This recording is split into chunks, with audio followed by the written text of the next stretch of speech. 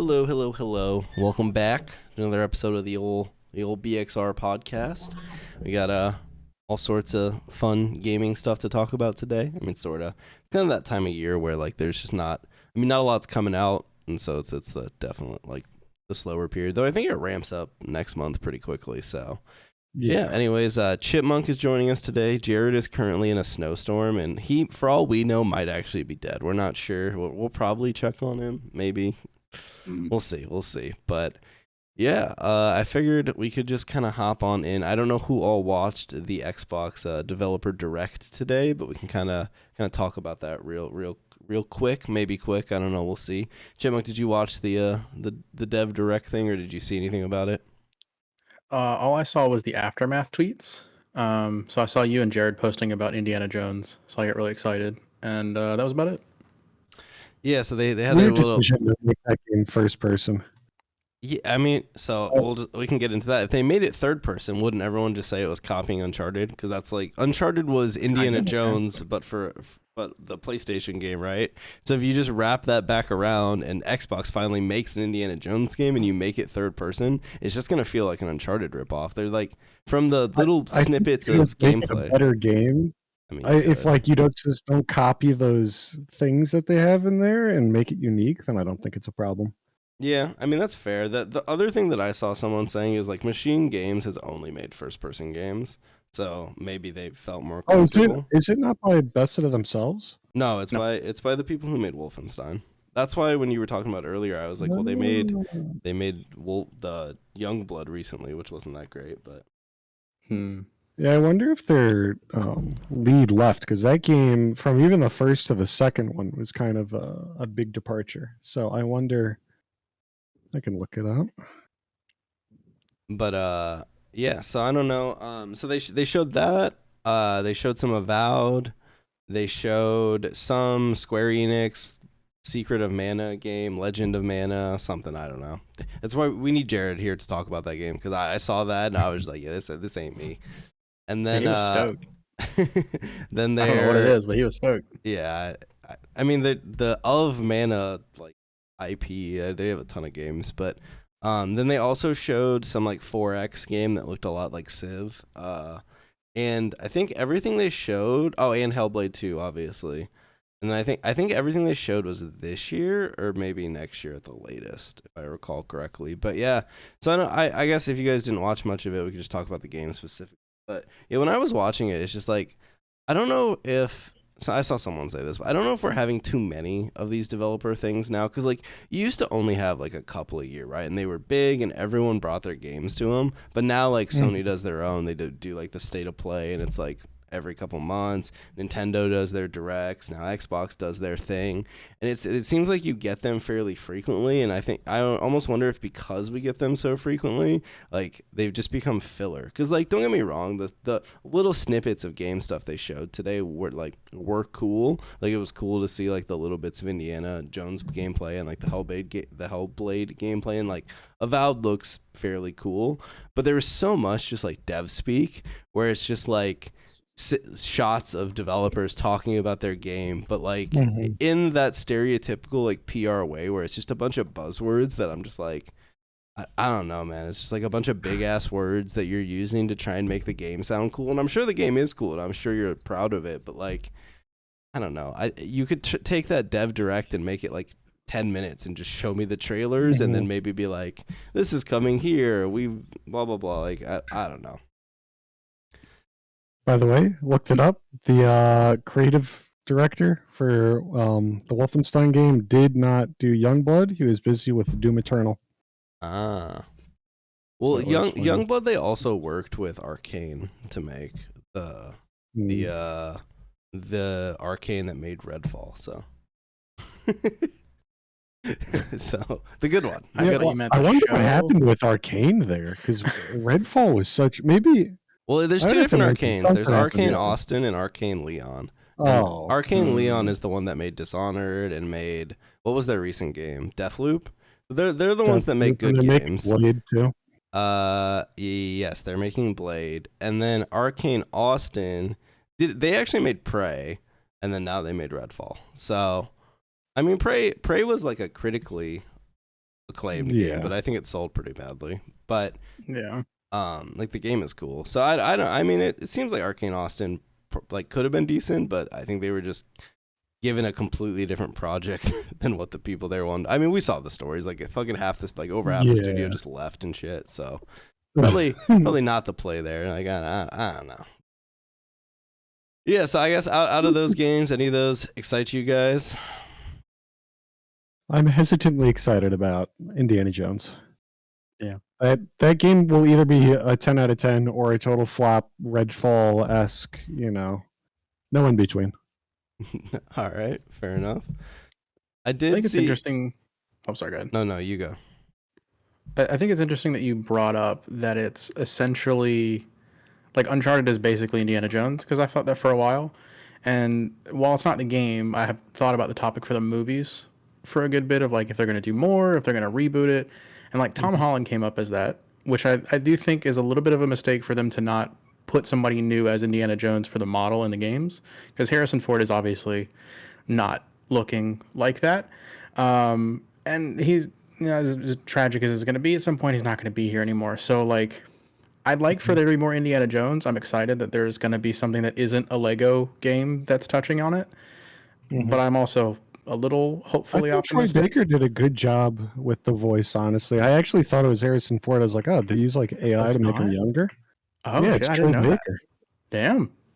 So, Well, then why? I don't know. That kind of even just further, like, I don't know. if you notice, it doesn't really look like him, because I think what they did is, I know when the Spider-Man remaster happened, they talked about it, that they have to like kind of change people's bone structures to fit properly. And I Yeah. think they probably did that with Harrison Ford here, because I think it looks like kind of off, but if you see a picture side by side with Troy Baker, it looks like Troy Baker. Mm, To I match mean, like the motion capture or something. Yeah. Yeah. Okay, that makes sense. Because I was wondering that same thing with the Dial of Destiny movie. Is for those who have not seen it, there is a flashback scene where they de-aged him, and compared to like all the Star Wars de-aging and shit like that, it was really good. So I was wondering if they kind of did something similar where they found somebody closely enough to look like him and kind of went off of that. Shout out But to that's Joaquin interesting. Phoenix's brother. That was and I think this second movie he played a young Indiana Jones and he looked just like him. That's And I crazy. think that was the last movie that he was in. So this is the movie podcast now. Sorry guys. Sorry, but yeah, no, I do think it's funny that you mentioned that it's essentially Uncharted, because they do kind of have similar tones to it, like along with Tomb Raider and stuff like that. But I hope that it ends up being something very good and kind of revitalizes the franchise, because there's lots of opportunity to explore the Indiana Jones universe, both in games and in movies, but especially with games. And I hope we get more, and I hope this one's good. I think what we need is Tomb Raider back, but just the triangle boobs. Ever since they got away from those, it's been downhill, dude. I When think they- we should that give skin Indiana and Jones cod? triangle boobs. The skin in COD that doesn't have the triangle boobs, it doesn't even look like her. If her boobs aren't triangular, I can't recognize I don't want her. them. Master Chief's boobs aren't triangular. I don't want them. Honestly, huge missed opportunity there for COD. Like they should have just rocked the OG like Tomb Raider model from like what the fucking 90s or Yeah. whatever, and just but the COD already makes no sense. Like the skins are fucking stupid. You might as well just plop like a fucking 90s video game character just straight in, dude. That would have been I mean, funny. with the most recent character, we saw it, I think, yesterday with the update. That thing looks awful. I know I remember you guys joked at me with COD World War II, and I was like, this isn't right. But now I think they're fully Fortnite. I think they're actually yeah. losing their identity of the brand. Oh, yeah, they're 100% like it. It's. I mean, I Yeah, would they're assume- committed to that with all the skins and everything. Yeah, they want to be Fortnite. Like that's why they have like the boys fucking crossover and like it's not any Yeah. good. They had Splinter in it for some. Yeah, was it Splinter? Shredder, that's the one. That was their first crossover, and How that was dare you. bizarre. Yeah, my bad. They should bring back Godzilla Okay, this year for Warzone, dude. But yeah, so I saw as Jared was saying this in our little group chat earlier, but like this year, if like all of these Xbox games actually end up decent, probably will be one of Xbox's like best years in quite some time. Because like the Indiana Jones game could be good, right? Avowed could be good, and then Hellblade obviously could be good. And just like that right there is like 3 big AAA titles, and I feel like it's been a while since Xbox has had multiple. It's been a while since Xbox has had like one like true successful hit. Starfield sold a ton, but like a truly like well received like 9 or 10 out of 10. But when was the last time they had a critically acclaimed game? Hi-Fi Rush, but it was not like a full scale. Yeah. I think that was But- just kind of like an accident. I don't think it was. Yeah, I think they didn't put their chips in that basket, and it just happened. No. Well, to go did you well. see there was a story that they were supposed to start doing a marketing cycle for it, and they just like straight up forgot and then just decided not to. Like it wasn't supposed to be a shadow drop. It was supposed to have a marketing cycle, and it just didn't get one for some reason, which I think might have actually crazy. helped the game. I think like it helped that it came out because Yeah. it came out when it was slow, and it was just a good video game, and like everyone got excited for it, so it worked out in its favor. But I saw some article that had a quote in there from like might have been from a developer or something. I thought it was pretty funny. But yeah, no. When was the last time Xbox had like a big game that actually hit? I mean, I don't know. I guess 5, the even. first Hellblade. Oh, the first HP Hellblade is just wasn't like fucking Halo. the first Hellblade wasn't Xbox. That was before they bought Ninja Theory. Oh, I guess That was when they self-published it. I'm pretty sure, or something. Neck and Chat is saying Psychonauts 2. When was that? Like a couple years ago. Yeah, was Xbox? that game kind of flopped though. But well, the first one wasn't like a huge seller either. It was kind of another one of those like critically acclaimed games that doesn't have like huge massive appeal. But whenever I see Psychonauts, all I can think of is I think it was called Awesome Knots, and it was this weird ass like 2D MOBA on the 360, and it had like 3 lanes, but instead of like being top down like League of Legends, they were like stacked on top of each other. And that was when I was like peak into my fucking League of Legends grind. It was a good game. It might have been before League, actually. I don't even remember. But yeah, I don't know. But Psychonauts 2 maybe. I mean, Gears 5 even I think. find a wiki article about Xbox releases. It's so sparse. Perfect. Yeah, I found a list of the best games of 2023, and like most of them are that they just got a re-release or coming to a new system. Well, Xbox last year didn't have any. I mean, they had Hi-Fi Rush, which obviously was good. Yeah, And then like That's on here. Starfield sold a shit ton, but like, I mean, it's like an above average game. Like it's not bad. It's just not. It's Like- not like amazing. Mhm. 2 of them are old Persona games that just got like a new coat of paint. Yeah, that doesn't. Those aren't And Xbox that's like it. studios though. Those are just Xbox Right. releases. Yeah, there's like nothing on this list that like would be categorized for that. Yeah, no, I can't think of like the last big one. I really think it would be like Gears 5 if you consider Gears 5 like a true hit, but I think it was like a mid-80s Metacritic game, and like I thought the campaign was like okay, but the open world sections were kind of weird, and there's also like when I was playing the Gears 5 campaign, I specifically remembered like it felt like I was playing a checklist of all the things a campaign should have, because I remember I like walked into one mission and it was like a weird Gears stealth mission. Like you had to walk up behind people and like assassinate them. I was like, Yeah. what the fuck is this? Like, bro, we I have remember forgotten. that. We forgot what Gears is. Like, holy shit. Like, Gears is fucking run around with a chainsaw and you're fucking chainsawing a dude in half. Like, blood's flying everywhere. Fucking people are shooting you from Yeah, every stealth. direction. It's not a stealth game. Like, what's gone wrong? Did you end up playing the High Busters DLC? No. Was it good? So I haven't played it yet, but I saw this video. It was a 4-hour video, naturally, of course, and it was basically like all of the lore of Gears of War with like some of the books sprinkled in, some of the comics, and all that other shit. I didn't even know there was a Gears 5 DLC. It looks really cool, looks really fun. The story was really neat, but it had a lot of the same problems where it's just like there was these passive abilities and shit that you could get with it, and it just didn't feel like Gears of War, and it was very, very odd. And Was it would have a- similar to that mode they added in Gears 5? Like, fuck, what was it? It wasn't horde mode. It was like the horde mode alternative where you had to escape a cave, and each of the characters had their own abilities. Because I remember you could play you could play the Halo characters, and you could have a bubble shield. Yeah.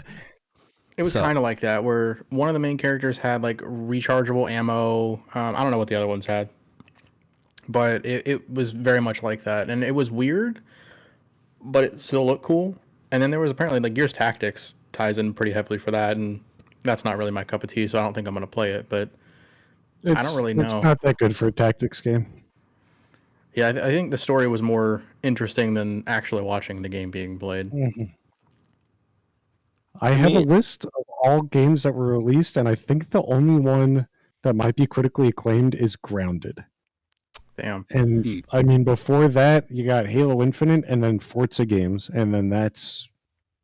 I mean, I guess Forza counts. Forza as a critically Horizon, acclaimed whatever series. the last one was. I guess, Yeah. but that's like in the equivalence of sports games. They just remake them all the time and add Yeah. one thing. So there really hasn't been a good Xbox game since 2007. BHP was right. Damn. Fuck, dude. Oh, they're down bad. So maybe this will be the year they finally turned around, you know? Shit, Halo might be back, you think? Yeah. It's actually synonymous. Once Xbox is back, Master Chief actually he spawns out of the Xbox in your house, and the Halo's just back. Like it's the natural progression of things. Once Xbox is back, like just Halo's back. Nothing's gonna change in Halo Infinite, but like randomly one day you're gonna open it up, and there's gonna be 100K players on Steam just because Xbox is back. Yeah. And then they're gonna And then shadow drop Master- Tatanka. Yep. And then Master Chief's going to take off his helmet so you can see him emote and connect with the character. And then strip naked so you see his cheeks. And then 343 is gonna quote tweet that IGN article that said Tatanka got canceled, and they're gonna be like, it's out now. Lol J. No, but I don't want to talk too much about it. But why the fuck was that like a news cycle? Like I don't know. Was there any new stupid. information? Was there any new information on that? No, it was like Like, did someone something happen? someone on an Xbox podcast was talking about it, but they mixed up developers. They thought Certain Affinity was a different developer that had a bunch of layoffs, and because of that they thought it was canceled, but it was like already behind the scenes from what I know been canceled for like well over a year. And I don't know how true that is. For all we know, the game never fucking existed. Like we've never actually seen anything. Like we've only That's seen not the most likely outcome. we've like, only I seen saw- journalists tweet about it. For all we know, this game was a fucking pitch yeah. at 343 that never became a game. Like why are we running a fucking article that was canceled? I mean, I did see a bunch of people acting like this was like obvious, like we'd known this for such a long time. But I think a lot of people probably didn't know that it was apparently canceled. A lot of people probably didn't even know what Tatanka is.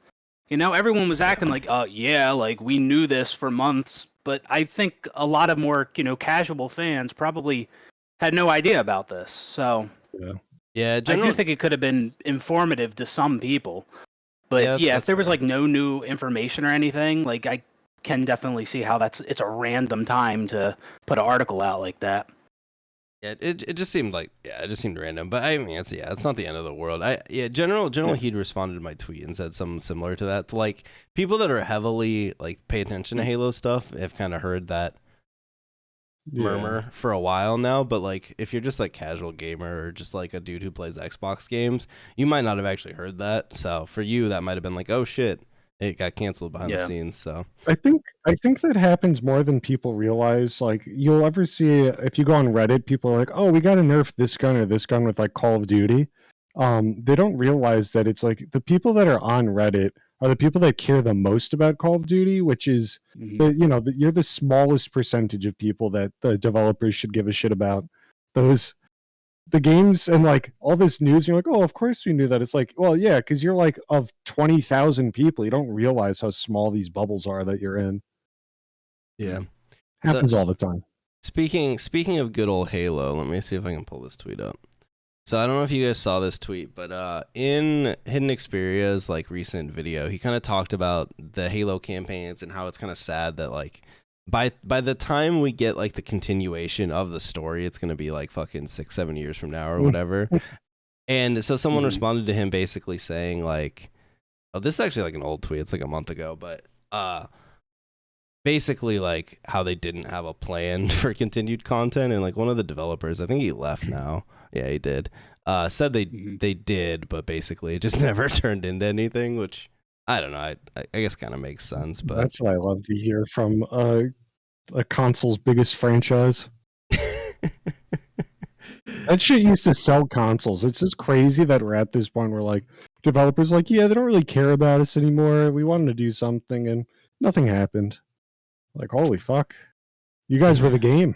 yeah, I mean that's what happens when you fumble the bag for like 10 plus years, and eventually like people are just gonna give up, right? Like how many times can you like fucking rerun that hype train? I mean, from the very start of Infinite, it's very clear that Xbox is like not the push behind Halo is long gone. Like Halo Infinite's a fine game now, like, and it probably will continue to be decent, and who the fuck knows if there'll be a next game or when it'll be, but like just from the marketing cycle alone, like you could tell it wasn't some huge push from them. Like they pushed Starfield like way the fuck more than Halo, and Starfield sold a fuck ton of copies, and like, and you could argue Starfield wasn't a great game either, but like clearly that's the dog they picked, even though it was coming out later or whatever.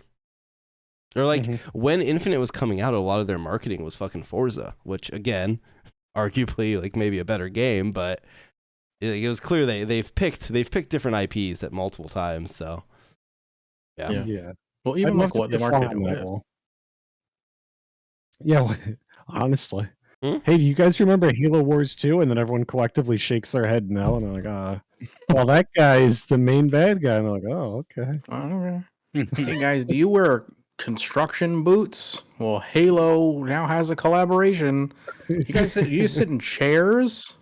We have chairs. We have nail polish. I know most of you guys are men, but no shame. Hey, like it was just such an oddly blind. I picked that up too. You got that, Rash? So my at the time, what color did you get? At the time we were grinding, right? And I was like, dude, I want the sparkly in-game camo. And apparently that's like name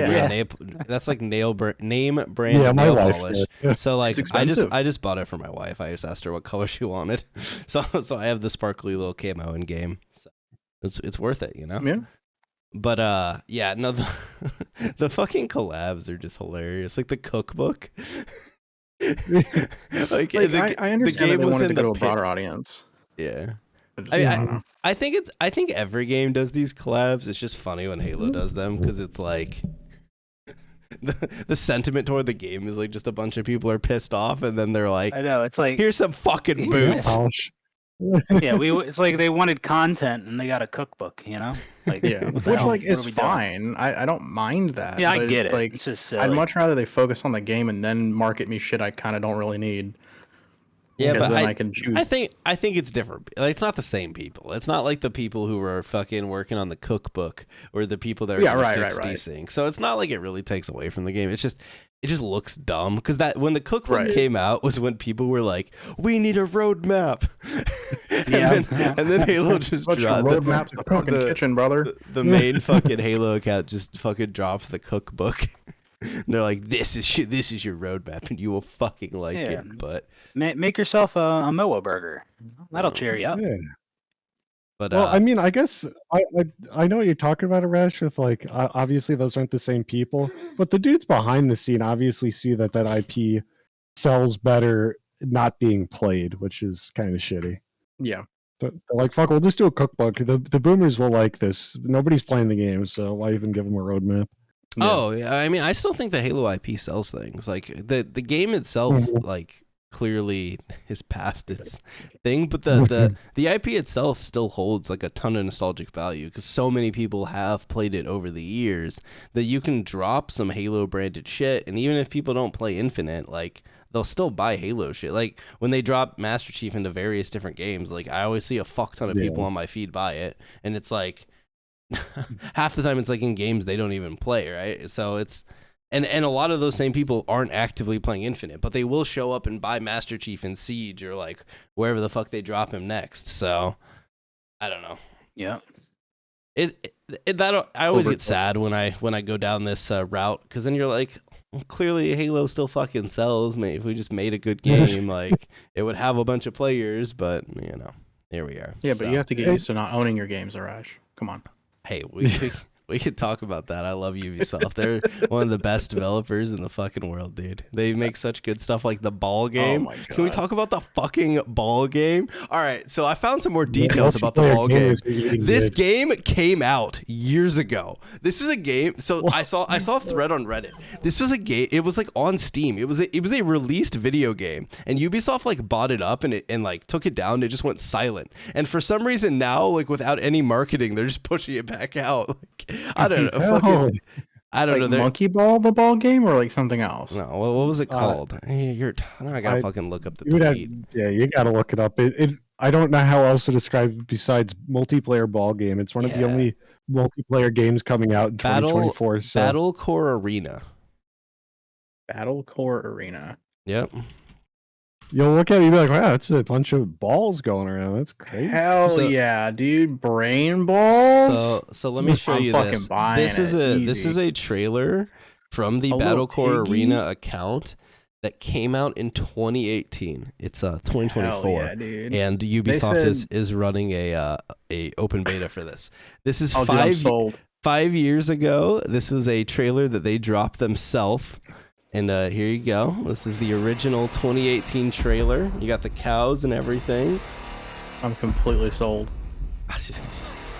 They said Mighty Beans, Bakugan, fuck them. Hey, there's the balls. So you know, like, everything about this is going to be great. I mean, look at it. You're like a little cow in a ball. I mean, how can you go wrong? Ubisoft? Yeah. So I don't know what Ubisoft is doing, but to me, I feel like Ubisoft keeps trying these weird ass, like, I don't know, like family friendly Rocket League ass games, and they always just fucking die. Like Roller Champions or whatever, like a year or two ago. Like that was EA, wasn't it? No, Roller Champions is Ubisoft. Roller Champions.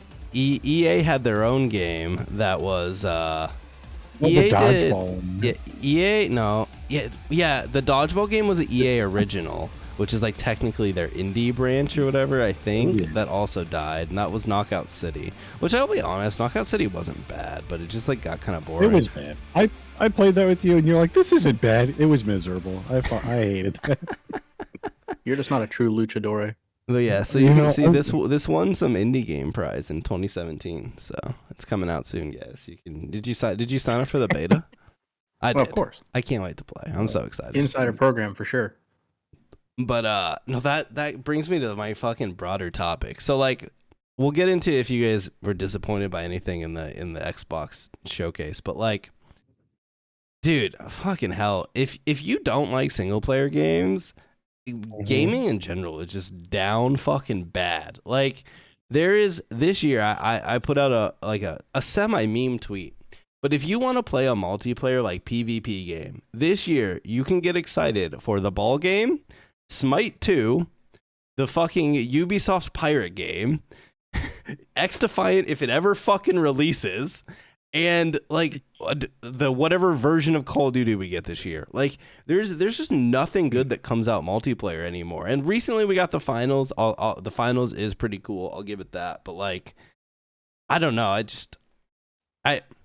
Me and BK were talking a little bit about this, but like, it just seems like, I don't know if too many of these live service games totally flopped and now most publishers don't want to do them, but it seems like we just get single player games now. Yeah, because everyone I think can agree, like you'll always see it on Reddit when you see a live service game. Everyone's like sick and tired of live service games, but I don't think I can name a multiplayer game that's out right now that like isn't dead, that isn't a live service game. I think devs might just be saying, hey, can we make this multiplayer game, release it with 20 maps, and then call it a day? And then the suits look at them and go, there's no battle pass in that sentence. What are you talking about? You know, make a single player game, because at least, like, if a multiplayer game that isn't live service comes out and like has balancing issues or has netcode issues or anti-cheat issues, that's more work in the game. If a single player game has those, it won't have those issues, you know, like that netcode shit is hard. But like in like a single player game, if there's like a game breaking duplication glitch, who gives a shit, you know? You can throw that in a new game plus patch 6 months later, like Spider-Man 2. Yeah. I think we cracked the code though. I think that's what it is. Well, and it's funny because there is so much fatigue toward live service games. And I do it too. Like Suicide Squad is coming out later this month, and you're just like, great, like a fucking another Destiny ass live service game. But like in reality, I don't think we get many PvP multiplayer style games anymore. Yeah, we've gotten like some notable fucking schlop that tried to copy Destiny and died. Like we're getting Suicide Squad, like we got that Marvel Avengers game. Like there was didn't Square do one? Or I think Square did one recently that just like mega flopped. I can't remember the name. I know what you're talking about. So like I feel like we've gotten those recently, but it just seems like I guess there's a lot of like maybe like extraction shooters that might come out in the future. Like there is Marathon maybe, right? But like there's just like multiplayer video games just seem like down bad as fuck unless you're willing to go play whatever season of game that you played in the past. Like you can roll up for Siege season 30 if you want, or like Apex season 20. But it's just like lately we've been trying to find a game we want to play because most of us are like we all. It's more fun to play multiplayer games with your friends. Like that, you can play like a co-op game and it's fun for a little bit. But in a lot of cases, I'd prefer to play like a standard PvP multiplayer game. And it's like you look at the list and it's just like we have played all of these for countless hours. It's just like which do you want to play more of? You want to play more COD? You want to play more Apex? You want to play more Valorant? You want to play CS? Like CS is the newest one, but like the newest big multiplayer game, but like, or I guess the finals, but like even CS2 is just fucking CS. So it's just like the newest version. It's just a new update of CS, right? So it's like, I don't know. It's like, I want something to be excited for, and there's just nothing. Like, I hate when people ask me like, what are you excited for this year? I have to be like, I don't know. I mean, like the fucking, like this game looks decent, but I probably won't even finish it. Some shitty ass single player game that I'm gonna pretend to give a fuck about. Yeah, I don't know. I mean, you know the type of game that I'm looking for. You know, another Halo 3, and that's just that's just so far out of reach. It's ridiculous. Not happening. I think that's a bygone era.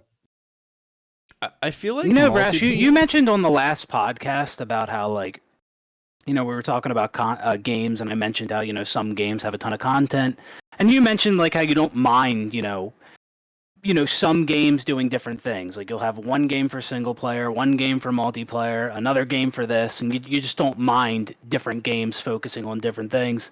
I thought about that, and it's like for me, I'd mentioned I do like games that have just a ton of content in that one single game. And for Halo 3, for me back in the day, like it was so nice for everything to be in that one place, and it was a game where there was things. You would log in and you were working towards something. You were building things, right? And it was just all right there, whether that was building a map or working on your ranks in the various playlists, or saving theater films, like all these features, all of it together.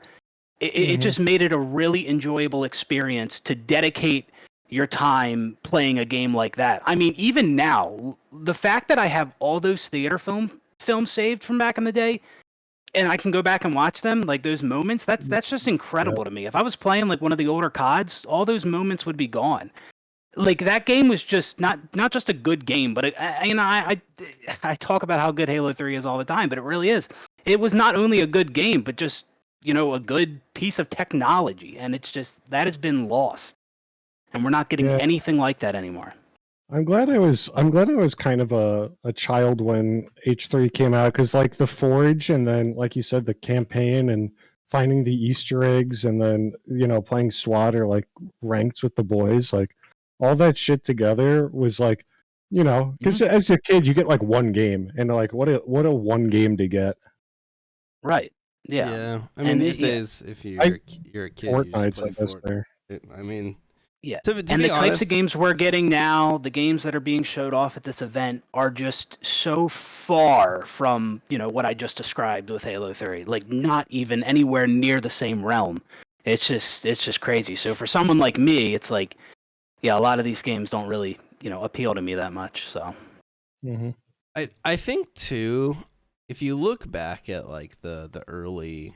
I always forget the numbers, but like the PS2 Xbox era and then like the 360 PS3 era, there were a lot of franchises that became known for multiplayer that originally weren't. Like Call of Duty today doesn't exist if they didn't make a Call of Duty campaign and slap TDM in it. Like Halo, I know we joke about it being bad, but like Halo today doesn't exist if they don't make a really cool campaign for the Xbox and toss in some party modes that you can play split screen on. Like, so sometimes, sure, those multiplayer modes like took some dev resources, and I understand like games today are fucking like the scope is just through the roof, and like none of these games finish, and they cost way too much money to make.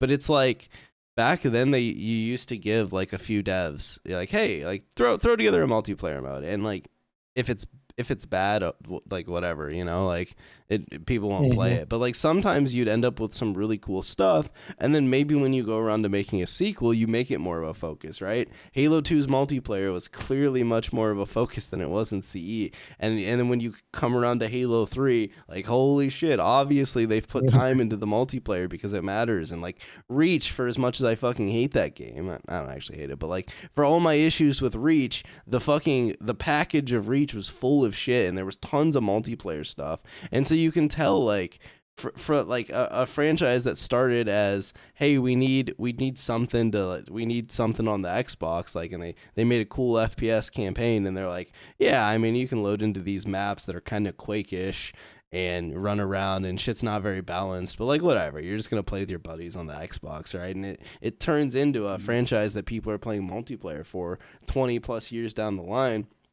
And today, games don't even try, right? You just have a focused single player game that's whatever, however long it is, you know, 8 hours, 20 hours, 50 hours. You have that, and then you have multiplayer live service games that come out and sometimes just completely flop because no one gives a fuck about the game. But at least when you pushed a game as a package, sometimes people would pick up the game and play the campaign and be like, "Oh, I kind of like the world. I kind of like the characters. I like the weapons. Let me check out the multiplayer." Like on the 360, there's so many games I could go through that I picked up to, like, as a kid to play the campaign, right? And it turns out the multiplayer was fun as fuck. Like, I remember playing the Fear multiplayer back in the day. Obviously, Fear's not known for its, like, it's not some or not like some huge multiplayer shooter, but like the multiplayer was really fun. And it took a game that I played through the campaign once, and instead I probably put another 10 to 20 hours as a kid into the multiplayer. And I did that with so many games back in the day, but now it's like, most of this shit, it's all single player. And if you want the cool single player campaign, cool. Like the stuff we're getting for single player stuff is really cool, but you just don't get there. I feel like there just isn't Strangely enough. What's up? I think strangely enough, Last of Us, the most recent Last of Us with that amazing single player, had an amazing multiplayer that I was just like, oh, I'll try this out, and then you sink like 100 hours into it. Yeah, I mean, that's why people are sad they canceled the live service, but the multiplayer The Last of Us game, right? Because the first one was good and a lot of people did enjoy it, even though obviously The Last of Us sold because of its amazing campaign, but the multiplayer was a lot of fun too. And it's like these days it's just like, obviously Naughty Dog said it themselves, like they don't, and I think it's telling that they said like, oh yeah, I mean, we could make a live service game and we could constantly update it and we could constantly add new content, or we can just make a single player game and focus on that. And it's like, because every multiplayer thing has to be a live service game with fucking content that drops every week, it's impossible to throw that in your single player game. There's not enough resources. But if you just fucking added multiplayer modes that didn't need to be these gigantic things, then maybe you would occasionally get a mode that's worth expanding on. Like, So what if people only play a mode for like 5 to 10 hours and they're like, oh, that was a fun multiplayer mode, but like it got boring. Well, maybe next time you come around, you make it so they can actually play it for longer. Like, it doesn't, the first time you ship it out, like most of these games these days are sequels for a different game anyways. It's not like we're constantly throwing out new IP everywhere. So I don't know. I have a conspiracy theory regarding the recent Last of Us 2 remastered, which is also kind of insane that you have to say that. But the roguelike mode in that appears to have maps, because Last of Us 1's multiplayer had maps that were kind of asset flips, kind of like a COD 4 situation where they were just single player levels rearranged to be like mirrored. The roguelike mode has a strikingly similar thing with the maps, I think those maps were made for multiplayer, and then they're just like, oh fuck, we put all this time into these maps, even though they're just asset flips. We got to do something here, and they're like, oh, what if we do a roguelite mode where you could earn T-shirts? They're like, well, can we remaster this? And they're like, no, but we can lie about it. Like the shadow resolution thing, I think they're going to get sued because Digital Foundry did such an amazing breakdown of it. It's an identical game, like genuinely identical. I saw like screenshots from the video, and it has the original game and the remastered one. I'm just like, that's the same. Those look the fucking same. But it's my conspiracy theory that I think we were supposed to get, because it would line up with how they canceled the other one, because they canceled the multiplayer and then they're like, and by the way, we have this remaster coming out in like a couple months. Like, no shot that just happened. I think that was supposed to be multiplayer. Yeah, it was probably supposed to be that game, and then they couldn't. Like, I got canceled. They couldn't get it over the line. But some suit at Sony is like, "Hey, you guys have to sell something. You can't just be You can't just be bleeding our wallet. So get something out." And Naughty Dog's like, "Well, we love remastering games. We remaster everything we do. So let's roll it back." I'm so glad they're getting clowned over this. They deserve to get clowned. I love Naughty Dog and I love their games. I think all the games are like peak gaming, but this is a joke. This is definitely suits getting too involved. Yeah, I feel that. But yeah, so if we wrap it back, was there anything that you guys wanted to see today? I mean, that you wanted to hear about, I guess, today, if you didn't watch it, that we didn't get from the old developer direct? Well, I guess if Arcane is owned by Xbox, I would have liked to hear why the fuck they announced Blade, 5 years before it's coming out. Yeah. It all comes down to investors. Yeah, but like, can't they do that behind closed doors? It's not like it's hard to get people like, hey, we're Xbox and we have a Marvel IP. Like, what are the investors gonna be like? Who cares? I need a trailer. But what about the teraflops? I need to know how many teraflops. Does it have a battle pass in it? Well, of course it does. Dude, that fucking Spider-Man like live service game that got canceled, or that was in all those leaks that came out not that long ago. I don't know. I think that would have been the next just like giant live service flop. You thought it sounded decent? So? It just sounded like it was. It sounded like it was just going to be like a shitty Destiny-esque game with a Spider-Man skin on it. And it would have really needed to be carried by the gameplay, and obviously, like, I don't know how that would have turned out. It's really sad. Batman Arkham Knight had, I think, only like 3 missions where you had a co-op like buddy, and those were so cool. I was like, dude, I wish this could be a real person. And then at the end of Spider-Man PS4, when they're like, and Miles, and I was like, oh my god, Spider-Man 2 Spider-Man co-op, we're here. Spider-Man 2 comes out and there's no co-op. Like, how has there not been, outside of that shitty ass Square Enix Marvel game, how has there not been a co-op superhero game? Like, that's like the lowest hanging fruit there is. Has there never been? Punch people. Yeah, I mean, I feel like there may have been, but nothing like that. There was a different. I think it might have been an Avengers game. It was like a Destiny ripoff, or not Destiny, a Diablo ripoff. Fuck, what was it called? Oh, Marvel Heroes. I loved Marvel Heroes, and in fact, that game actually was peak. I was talking to my friend recently about this, about how it was like Warframe, but like Diablo, because it was like you had to grind. Oh, that game was so good, and I'm so sad that it got canceled. They canceled that game, by the way, like 2 weeks after an event, and I bought like $30 worth of skins, and they're like, and we're closing the servers. Pieces of shit.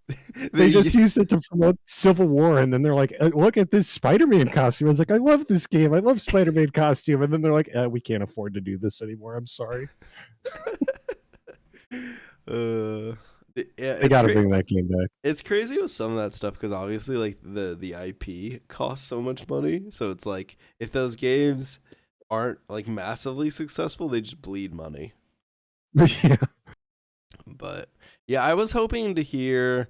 I mean, there's been those rumors that were supposedly the Gears collection thing exists and it's like in testing. And I was really hoping we'd hear some shit about that it was coming this year or next year. Cause like that would be something I could legitimately get excited for. Like being able to play through all the Gears games on PC, forcing BK to play like fucking Gears 2 multiplayer with me. Like, would have been great. Dude, I kind of like Gears, and then you start getting into the wall banging shotgun dudes that you can't even just get see. good.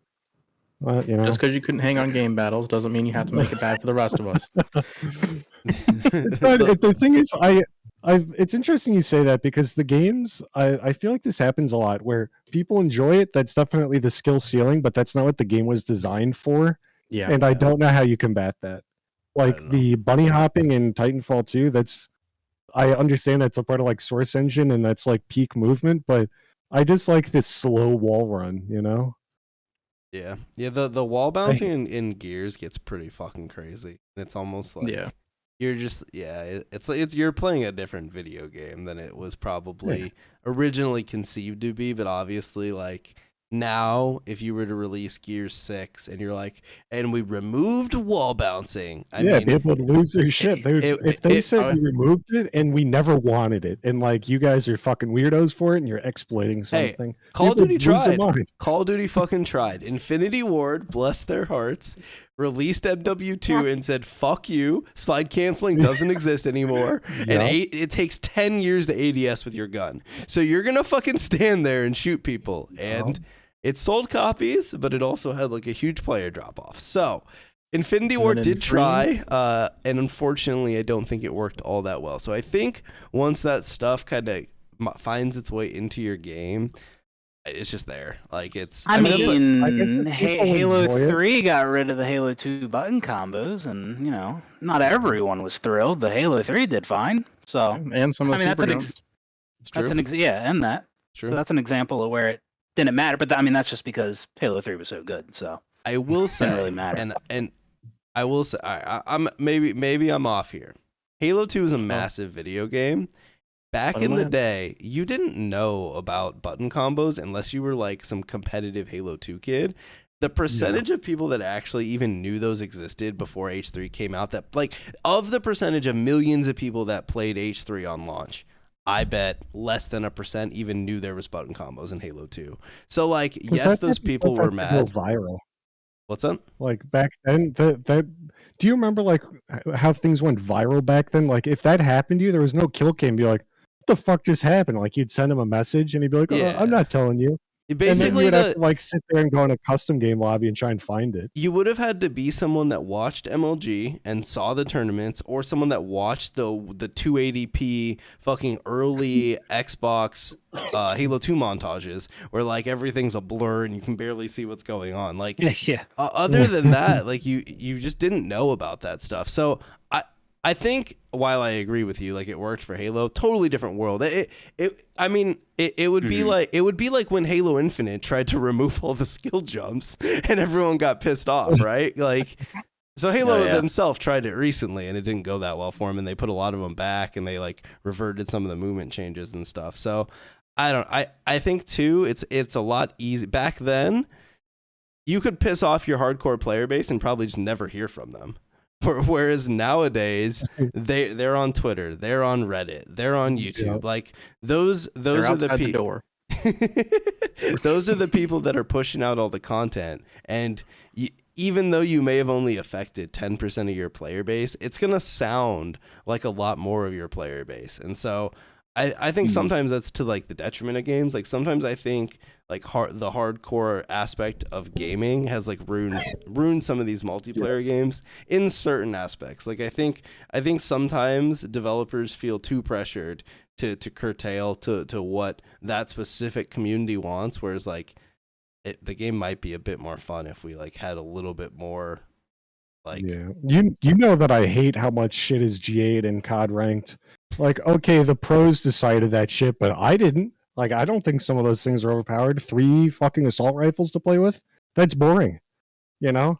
Like even CS is a competitive game and has more. Imagine if CS started GAing. Oh, sorry, the AK is too They strong, did. so we They GA'd did. it. Do you remember when the R8 came out and there No. was a tournament right after the R8 came out, and it was the only time I think in CS history that people ever GA'd anything, and it was because the R8 was so ungodly broken they had to. That thing was actually like kind of bugged broken though. I don't think that's like some of the guns, like they just removed like all of the assault rifles, honestly. Like Yeah, you can't even use the MW2 ones that suck. Like Yeah. holy fuck. Yeah. You just removed half the game. Like who is that fun for? I hate the pro scene. You know what? Fuck you, esports. The only thing esports is only good for Rocket League and Rocket League only. Everything else, you guys are all losers. Dude, You know life Rocket in games League and ruin it for the rest of us. Rocket League is fucking their own esports. You see that? They like massively So cut bad. funding this year. It's bad. Like I think Epic buying Psionic, or how do you say their name? Like Psionics or Psionics. whatever. No, Has completely fucked It's that been a game bit. because like Yeah. they've clearly moved their priority into making shit for Fortnite. Like, and Yep. you had at one point an indie developer that had this game, this IP they created, and it became massively successful, and like now it's like, hey, there's like their statement where they're like, yeah, we made Rocket Racing, but we're still gonna try and work on Rocket League. And it's like, thanks guys. Also, Rocket Racing is Yeah. pretty boring. I played it at first and I Yeah. was like, oh yeah, this is cool. And then after like a couple hours, you're like, this is Mario The skill Kart if you ceiling's took so out all low the for fun. children. What's up? Yeah. I feel like the skill ceiling's so low for children. I feel like that happens a lot in those kinds of games, like especially with the Lego game that they had. I was like, oh, might be a competitor to Minecraft, and I was like, oh, there's no depth to the gameplay. Oh, okay. Yeah, I tried really hard to figure out how to play it. Could not figure it the fuck out, and I gave up. Yep. To Yeah, I play mean, the Lego game? Yeah, and apparently Bro, it's super it- straightforward. It holds your yeah, you hand. just go to a menu. You know what? Yeah. Apparently so does Oblivion, but I still stand on business that fuck that game. That game's stupid. Fuck Oblivion for its stupid ass bullshit that isn't as straightforward as possible, and That's fuck a the Lego hotter take portion of than my- Fortnite. Yeah, the that's a same hard reason. take to my fuck esports take. Man, I will die on that hill. Fuck Oblivion. I don't give a shit about the game. I don't give a shit about how it plays. I don't care about story. I got so lost in the first part where it guides you on where to go. Went an hour in the wrong direction. I fought a crab. I died. I fought a skeleton. I died. Never made it to the fucking objective, and I ejected it from my Xbox and never played it again. Fuck Oblivion. Fuck Lego Fortnite. It's stupid. Those are extremely hot takes. So like one of the reasons I've never really enjoyed Minecraft is, well, one, I'm not creative and I don't want to like I don't want to actually think when I'm playing games. Yeah, I just want like some fucking schlop thrown in my face. That's why I play Call of Duty.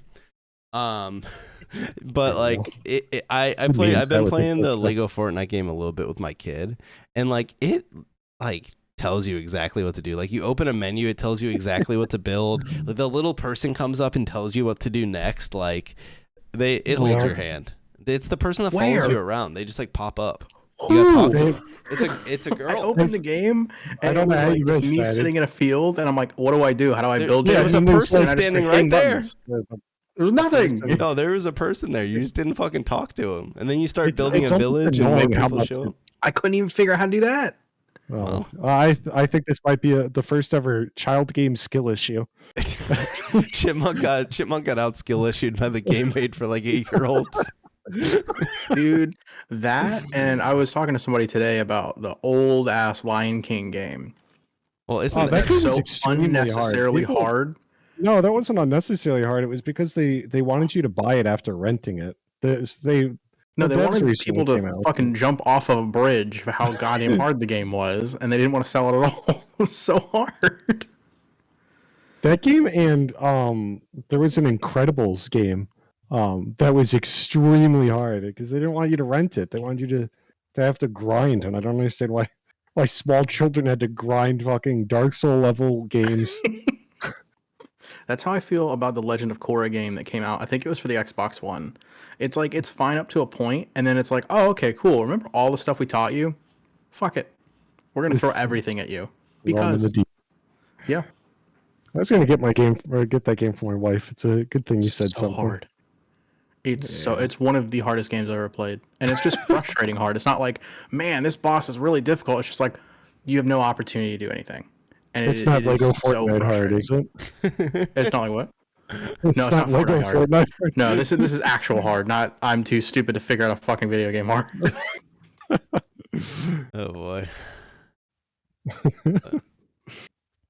All right. Well, from the old Xbox show, I was kind of hoping we'd also hear some shit about Perfect Dark. Like, I just want to know the game exists. Oh, yeah. Am I gonna get a video game? Like, I don't. That What shit happened to just- the Every time you mention Perfect Dark, I'm like, oh yeah, that game, that's a thing. I keep forgetting.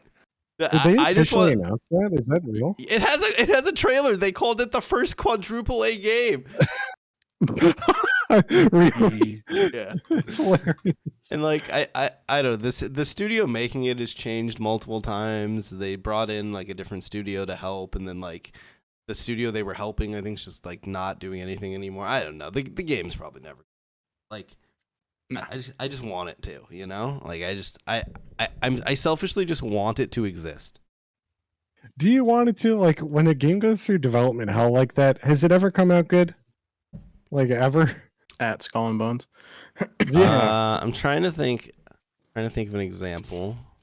And you're probably right. I think they always suck. So I think if I ever hear that a game isn't, like, coming out smoothly, even if I'm excited for it, I'm like, well, guess I'm not. That game's gonna suck. All right. Well, then they should. Yeah, just but there's cancel it. there's games that have turned themselves around, like Cyberpunk, apparently. Yeah. You know. Actually, I don't So- think Cyberpunk needed to turn itself around. I think it was just buggy. I don't think it had gameplay issues. That's what I mean. Yeah, I mean, it was really buggy. Yeah, it was definitely also mismarketed as the type of game it was. It was not some game, like the first quadruple A game, as some may say. It was just like a normal RPG with some, fun gunplay. Yeah. Narwhal. Keanu RPG. Reeves. Well, didn't Yeah, he- and I really liked Keanu Reeves in that game. Didn't when they brought him in, didn't it like fuck the whole story because they rewrote it a bunch to like focus on him? Yeah. And you know what? You can kind of tell because when the game first starts, I gave less of a shit about like the character. I was like, oh my god, I just want to shoot people. And they start giving you all this lore, and you're like, holy fuck, leave me alone. But then after about like the 15-hour mark, you're like, wait a second, I think this story might be good. And then it ends at like hour 20, which sucks. Once you start to give a shit and they've like finally start delivering on the story beats, when I think the writers were like, hey, we got Keanu Reeves, let's actually like use him, because the first part of the game he just shows up and he goes, I fucking hate being in your body. But then by the end, it's you and your character being like, dude, you can have my body. And then he's like, no, bro, I love you. You can have your body. And then like you start going on like, hey, you know what? Let me say goodbye to my friends for the last time. And it's like, oh, fuck, Like once those moments start hitting, it's kind of a goated game. So essentially, what you're describing is One Piece, but a video game. It's kind of. You got to get past the first 800 episodes, and then it gets good. And then it's good. Bro. I can't do it with shit when people tell me that. Like, if you just get through fucking months of content, it'll get good. And it's like, bro, I don't know that kind of time. Like, if it's not. That's why I haven't recommended Cyberpunk to anyone. Like, it's kind of a hard sell to be like, you won't like it. It's kind of buggy. It's not really like the best game, but like that 5 hours of story at the end there goes pretty hard. It's like peak gaming for 5 hours. I prefer my games to start strong and then just shit the bed at the end. That's what I like. He really is a Call of Duty gamer now. He's no longer a Halo man. All right. Well, that probably does it for the old dev direct thing. What have we been playing? Anyone been playing anything fun? I know not a whole ton has come out recently, but Destiny 2 again. oh god, okay. Well, this guy. I don't. Of this guy. I don't know how else to say Arash would like that game when he refuses to try it. Bro, okay, here's the thing. If I could play a Destiny PvP game where I didn't have to play the PvE, I'm sure I would like it. But I am You not don't have fucking... to. You just I got 3 I exotics today don't by believe playing it. I 10 don't hours. believe you don't have to. I guarantee there's people in that Okay, there's PvP RNG using shit involved, that I'm so- gonna want, and I'm gonna have to play PvP or PvE to get it. It's like okay, so if I can explain it. The whole PvE thing, like what you're talking about, like you're gonna get killed by some meta ass thing, but how meta it is not like COD where you're like, fuck, I just got outgunned. You can absolutely outgun people with the default gun. It's just like the powers. You just look up the powers, just like I was telling Arash, like with the Call of Duty gun builds, you just fucking look up all the perks, and then you have them, and then you're good. That's the hardest part. And then like when it comes to guns, I got like two dailies and like a weekly done. I got 3 exotics today, and one of them was meta as fuck, and now I'm set. You know, like, and before that, I was still maintaining like a 1.5 KD. It's not that hard. You don't have to play that much PvE shit unless you want something specific, like the Halo CE pistol, which was kind of a grind. Well, then something must have changed because, like, back when I was playing Destiny, I just remember like there would be a certain weapon that was overpowered for a while, then it would get nerfed, and something else was overpowered for a while. There's no SBMM, so you'll get crushed one game and dominate the other. You'll absolutely will go against. I played against some guy that got like 40 kills, and he was running the most. I like looked up his class. I was like, oh, you're just using the most popular thing and shit on us. And then the next game, I shit on a bunch of guys that didn't even have a single exotic. So it truly is like old gaming. I missed that. I miss getting shit on, and then shitting on. I was gonna say we get shit on plenty in Call of Duty. What do you mean you miss getting shit on, dude? I'm sitting out there fighting for my life against some guy that's unlocked every camo in the fucking game. We don't get fucking like fully dookied on. Like we're still 1.0ing. All right, we're sneaking by. I think I got 4 kills, and then the next game I dropped 30. That was gaming. I miss gaming. That was gaming back in the day. Like I remember you used to like load into a COD lobby. You just be getting your fucking shit slapped, and you just leave. Yeah, just try again, and then you get it. I've been doing that. You'd get one of those goated lobbies, and you're like, because lobbies used to be persistent. You're like, I can't ever fucking leave this lobby. Like I'm playing for hours, and you see like them slowly trickling out. You're like, no, they're gonna be replaced. When they get replaced with even more of a shitter, you start popping champagne. Yeah, those are good times. Those are good times. Alright, and BHB, you guys got to try Destiny 2. Give it like 5 hours, and then I know that's like a long time, but like if you don't get like an exotic, like a good meta exotic by then, and if you do get one and it's not fun, then I guess you won't ever enjoy it. But the thing is, I was telling Arash as well, like. The meta evolves so quickly. It's like if it's fun right now, it's fun for like the next 2 months, and then the next season, you don't know, it might be a dog shit game. But you know what else? Just like say that. Another thing that deters me is the fact that Destiny 2 is a live service game. It's been out for a while, and like PvP's been neglected for the most part. Like when's the last time we got a new PvP map? Hasn't it been years? Some shit recently. There's enough maps. It's kind of like Halo where, I mean, like I'm gonna hop on there and I'm gonna be playing a Destiny 1 map that I was playing back in 2013. Yeah, but it's like there's still good maps, so I'm okay with it. I'd rather have that. They introduced like one really bad map, and I was like, oh fuck, let's keep the Destiny 1 maps or whatever I've been playing on. Right. Hey, I paid $70 to play maps that I played in 2009. So sign me up. Yeah, exactly. I'm okay with this. I mean, if they're good, they're good. I just never felt Destiny's maps were that great, especially for that type of gameplay. But like I said, it depends on the meta. Right now, actually, I don't know. The meta's kind of ass. There's something going around. I won't even rant about it. I think you're finally. I just want to snipe. I don't want people sniping me with. I don't want people sniping me with their shotguns while I'm trying to snipe with my sniper. If you got a bow, like an exotic bow, you'd be set. You'd have a enjoyable PvP time then. Yeah, but then you have to use a bow. They're good. But then you have to find all the time to invest to get the bow, and then by that point, you might have had an aneurysm from all the stress. Oh yeah. They drop randomly. You literally get a gun or possibly an exotic after every game. So, yeah, you can. I mean, they did change it at one point that you can just only play PvP. Because like you can get any drop in the game now, can't you? Just playing PvP, it's just low percentage Yeah, for it's stuff. random. So like Yeah. you could literally just never open the campaign if you want. But obviously That that could will. be you guys. Yeah. That's for you two people in particular. Halo people that are lost in life. Yeah. But all right. Well, Pop Q, what have you been playing? Anything? Oh yeah, I played Halo 3 yesterday. Oh yeah. I did. Oh, fuck. You Had a get pretty kicked out good of any time. games? I didn't. I saw good. that. I saw that happen. Doesn't surprise me. But yeah.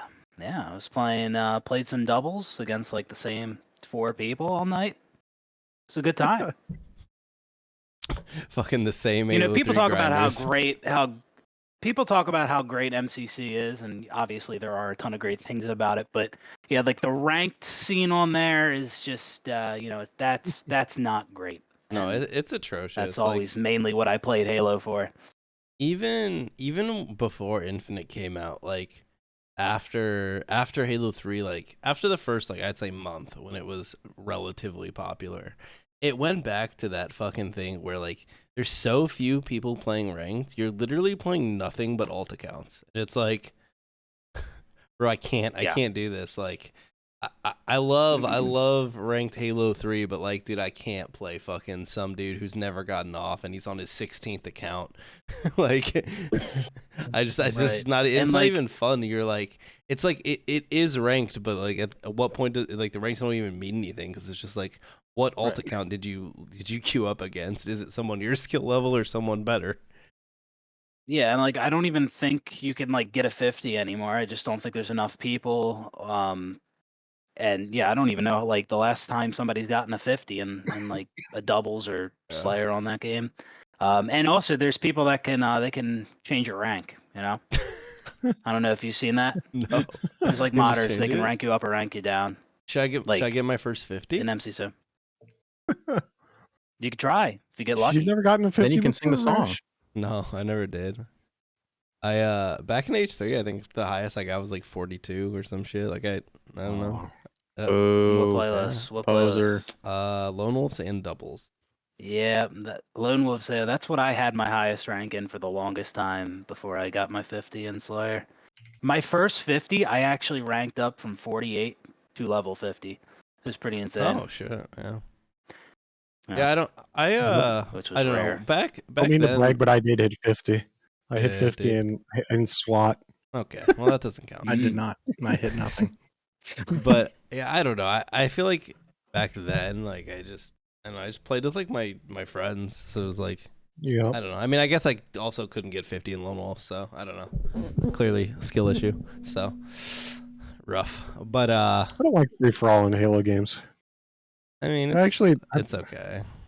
Outside of Quake or I guess like fast movement shooters, I don't think free for all is good at all. I think it's kind of depressing. You're just getting spawn killed. You get like one kill and then you die. No map control. It's just like luck, you know? Yeah, I mean, sometimes it's, it's hard to win just because other people are getting the luckier spawns and shit, and they're Mhm. cleaning up kills, and it's Love- just everything works in their favor. H3 Lone Wolves was a mess because it had all the shit ass modes in it too. Like you had to play Oddball and like Oh King of the Hill and like swords and shit. Swords. So then it truly was just some bullshit luck. Like I don't care what anyone says. Free for all Oddball is not a mode that takes any skill. You have to pick up that ball and just hope no one's around so you can get an extra like 5 seconds. Like it's not like you're taking a gunfight and winning. But yeah, I remember you would load in and just like hope you got a regular game mode and you'd see it's fucking swords and you're like, God fucking damn it. And that shit was sweaty too. If you're Yeah, playing at a yeah. higher rank. Lone Wolf Swords. Glad the Jesus. recent COD ranked got rid of the filtering of game modes that they had in the fucking last Call of Duty because people asked for it. Just so in 2 months they can get some more better publicity. They're like, oh, look, you can filter different game modes now. Like, motherfuckers, you guys just had that. It's the same engine. You guys aren't doing anything It's different. the same screen. It looks the same as last year. I think they just put it back in. Like I don't I'm sure they did something, but like it looks the fucking same. I just want to play ranked search. I don't want to play anything else. We were playing those hardpoint modes, and I had some. Oh, let's rotate, motherfucker. I can see my screen. I do not need your bronze ass telling me what to do. Classic COD ranked experience.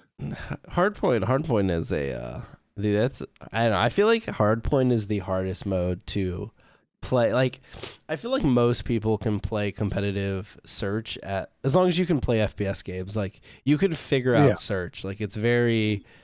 I mean, it's search. Like, it's just a defuse attack game mode. You just look in front of you too. Yeah, you just play with your team. Obviously, like, you can do like flanks and shit, and there's like you could throw smoke or something in COD, I guess. But like, really, you're just hitting stuff with your team, defending sites, and like calling out people. And like control, it's fairly straightforward. One team's defending, one team's attacking. Obviously, you can like put people in like spawn traps and stuff at higher level, but like.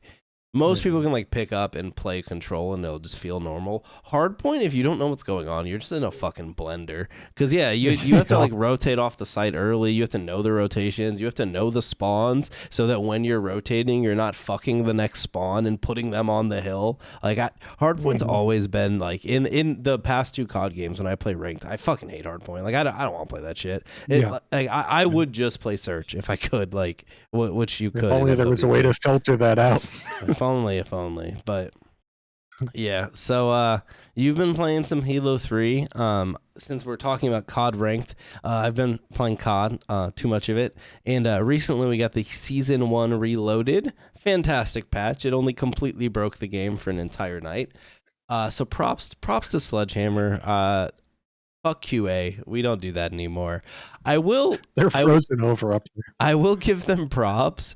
They fixed that shit at like 4 a.m. Like there must have been some red alert fucking we're not leaving this office until you fix the game type shit. Cause like that patch rolled out. I saw the tweet at like 3 or 4 a.m. and they're like, we fixed all this shit. Like as soon as that patch went out, they must have been fucking like they probably had everyone on it trying to fix it. But yeah, it broke the game so unbelievably bad. Like if you were playing Warzone, you couldn't click on basically anything besides last played, or your screen would just start flickering until it would crash. And you couldn't if you tried to pick up a loadout, it would do the same thing unless you like spam clicked a certain button to try and get past it. And yeah, it was a fucking mess. Well, we discovered the problem was the fact that free-to-play dudes did not have this issue. So it's only the people that didn't buy Call of Duty could play it. So I think what it was the QA would probably just launches Warzone and tests it out there instead of having Call of Duty and Warzone installed. Yeah, which it was primarily Warzone that was fucked up. Like multiplayer did work once you got into the screen, but yeah, I don't know. Both things separately worked. Yeah, I've been enjoying COD recently. I mean, it's okay. I mean, this gets back to the start of the fucking podcast. Like, I just need a new game to play, man. But there's just nothing. So it's like, I guess I'll play COD. I was actually thinking about this earlier. So, with most multiplayer shooters or just multiplayer games in general being live service games, so many of them are character driven. And I was thinking about it because you always ask me to play games, and you're like, let's play Apex, let's play Valorant, and like. Valorant, I've played recently enough that it's not that bad. But you return to an Apex, you return to a Siege, or try to play Siege, or you return to a League of Legends, and the meta and the characters are completely fucking different than the last time you played. And it's like, you have to learn a brand new game, but you don't get like the honeymoon period of playing a new game. Instead, you just get, hey, you don't know what the fuck's going on, but this is still the same like core game that you played like 5 years ago. Whereas at least with COD, I could show up in whatever fucking release of Call of Duty and point at people and click the button, click mouse one and shoot them. And not sure, Black there's Ops 4, though. Black Ops 4 is goated. All right. But like, sure, there's different guns, obviously, but like, it takes 2 seconds to look up a gun build, right? There's been an M16 for the last 20 years in those games. I think you got it figured out by now. Yeah, so it's like I think that's the one thing that I like about COD these days is it's just COD. Like, you just play it. It doesn't really ever change. Like, they tried to fuck with the movement last game, but like, as a not super fucking hardcore player, like COD last year still felt like COD for the most part. So it's like, Chipmunk, you play Siege. I'm curious what you think. I do. um should be the solution, because like if you tried to get one of us into it that have never played it, and you see the wall of characters and like shit just starts happening, like when Rash and I were playing Valorant, there was like a purple explosion. He's like, what is this? Is this hurting me? And then like it just was forcing him to crouch. Yeah. Like how would you even combat that in Siege? You just kill these games, or I mean, what would you do? So in the current iteration of it, yeah, you kind of have to. They're starting to get more like player onboarding and like refreshing type stuff in there. There's the shooting range that they put in a while ago, where it has the accuracy range, and you can see like the bullet spray patterns on them. And then they had Valorant has one of those. Yeah, it's very similar to Valorant's. To where they had like a crash test dummy that you could do different distances, like it crouch, lay down, and all that other shit. Now, recently they added a lane where it's essentially like Valorant's, where it's you have and how Halo Infinite has the Academy, where you can set various speeds, distances, whatever, headshots only, and shit like that. The personal thing that I would suggest to do is like in most of these games, the onboarding just sucks anyways. And as someone who started out making like tutorial style content and bridging that gap of, hey, here's the thing that like they don't really tell you what it is, do this instead, or this is what it is, this is why it happens, blah blah blah. They don't really do that past like hey, here's a box that shows up for like -2 seconds and then you just forget about it that it exists. They have operator cards, but nobody reads them. They have like they're working on something where it's kind of like how like, this is the only example because it's fresh in my mind. I just replayed COD 4, where at the very beginning they have that like little like practice room shootouts. Yeah, that's not a real thing. That was cool.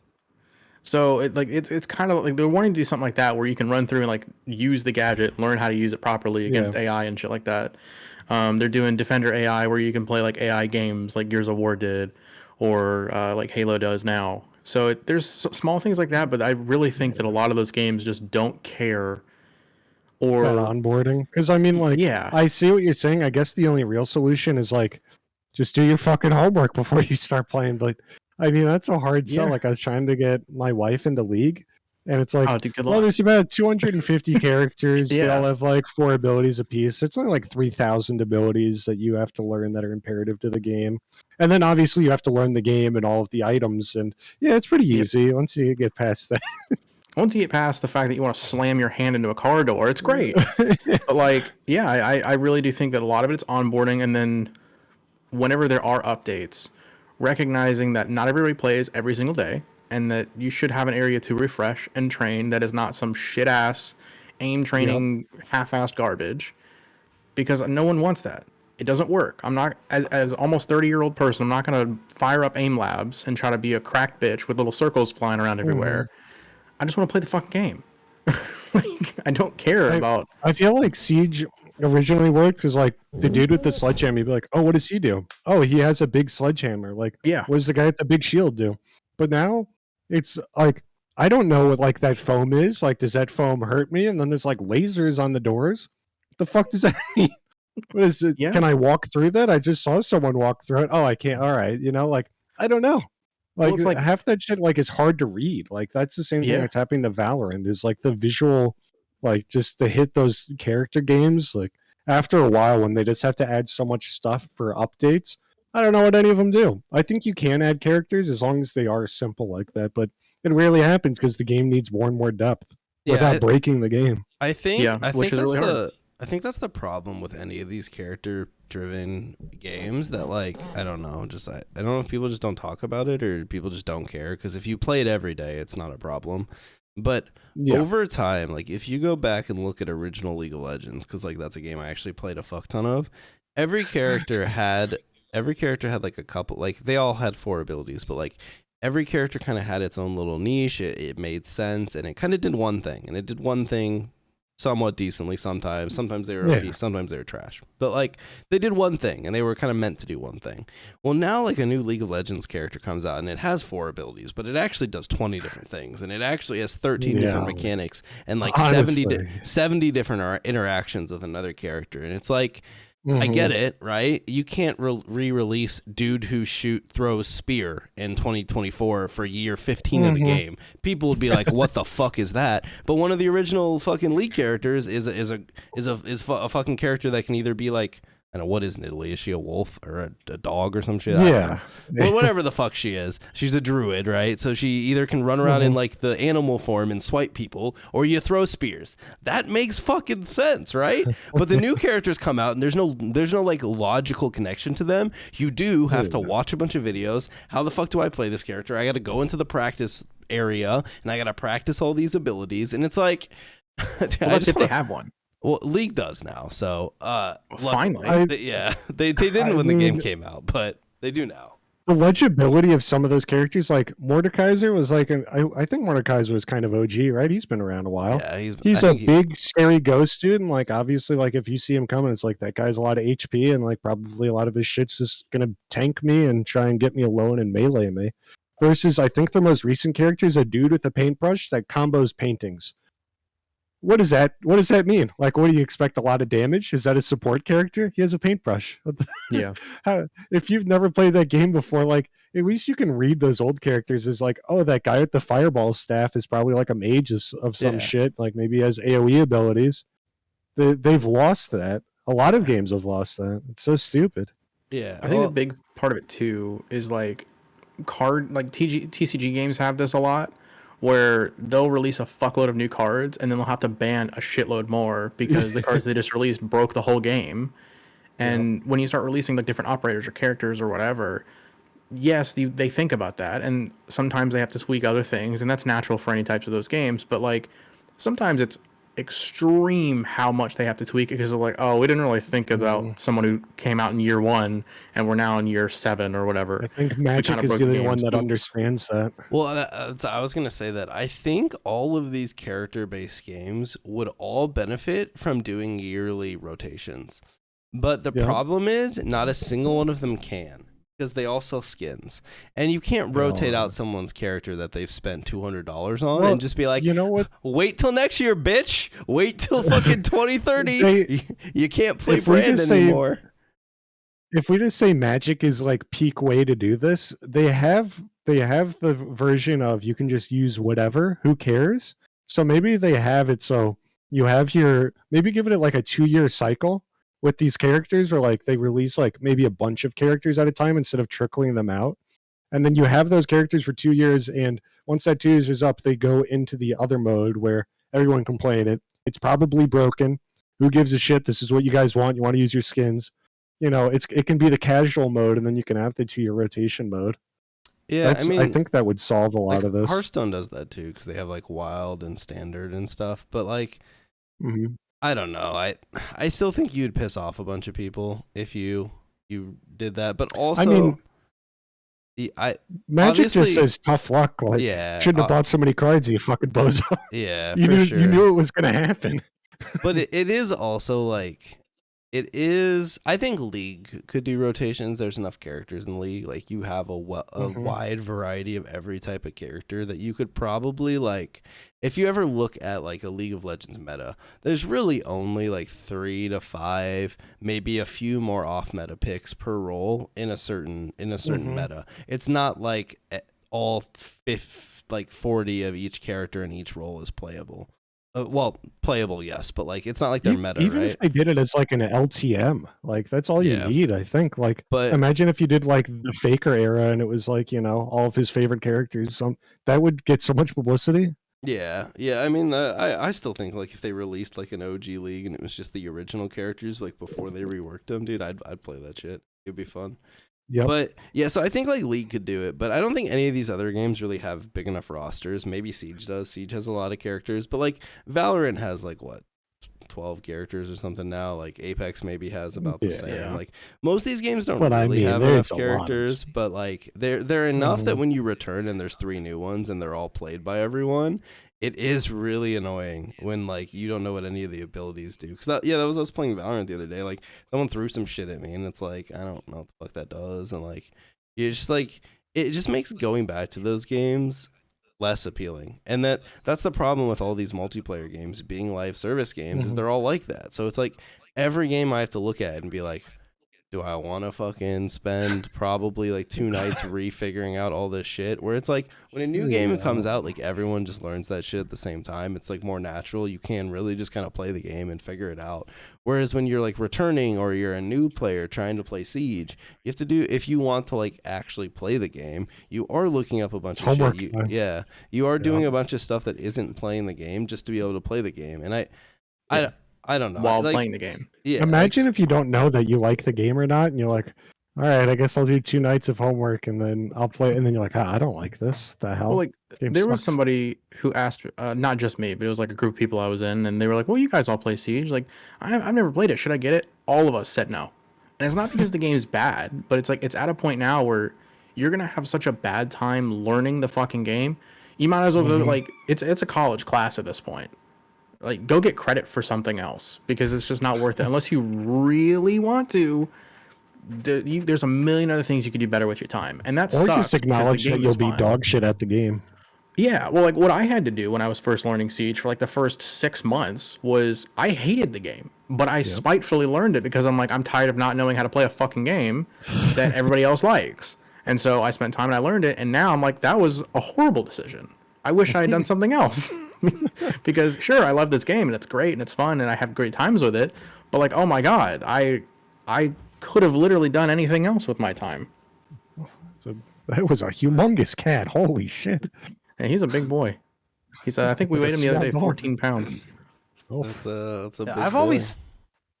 always felt like Siege, like I've been saying this, that's got to be one of the worst games to get back into just after not playing for a long time.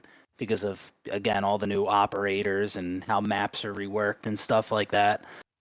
And you know, as we're talking about these games, like a lot of these games that are live service with different characters and stuff like that, a lot of them do have like a big focus on ranked, like Apex and Valorant and Siege.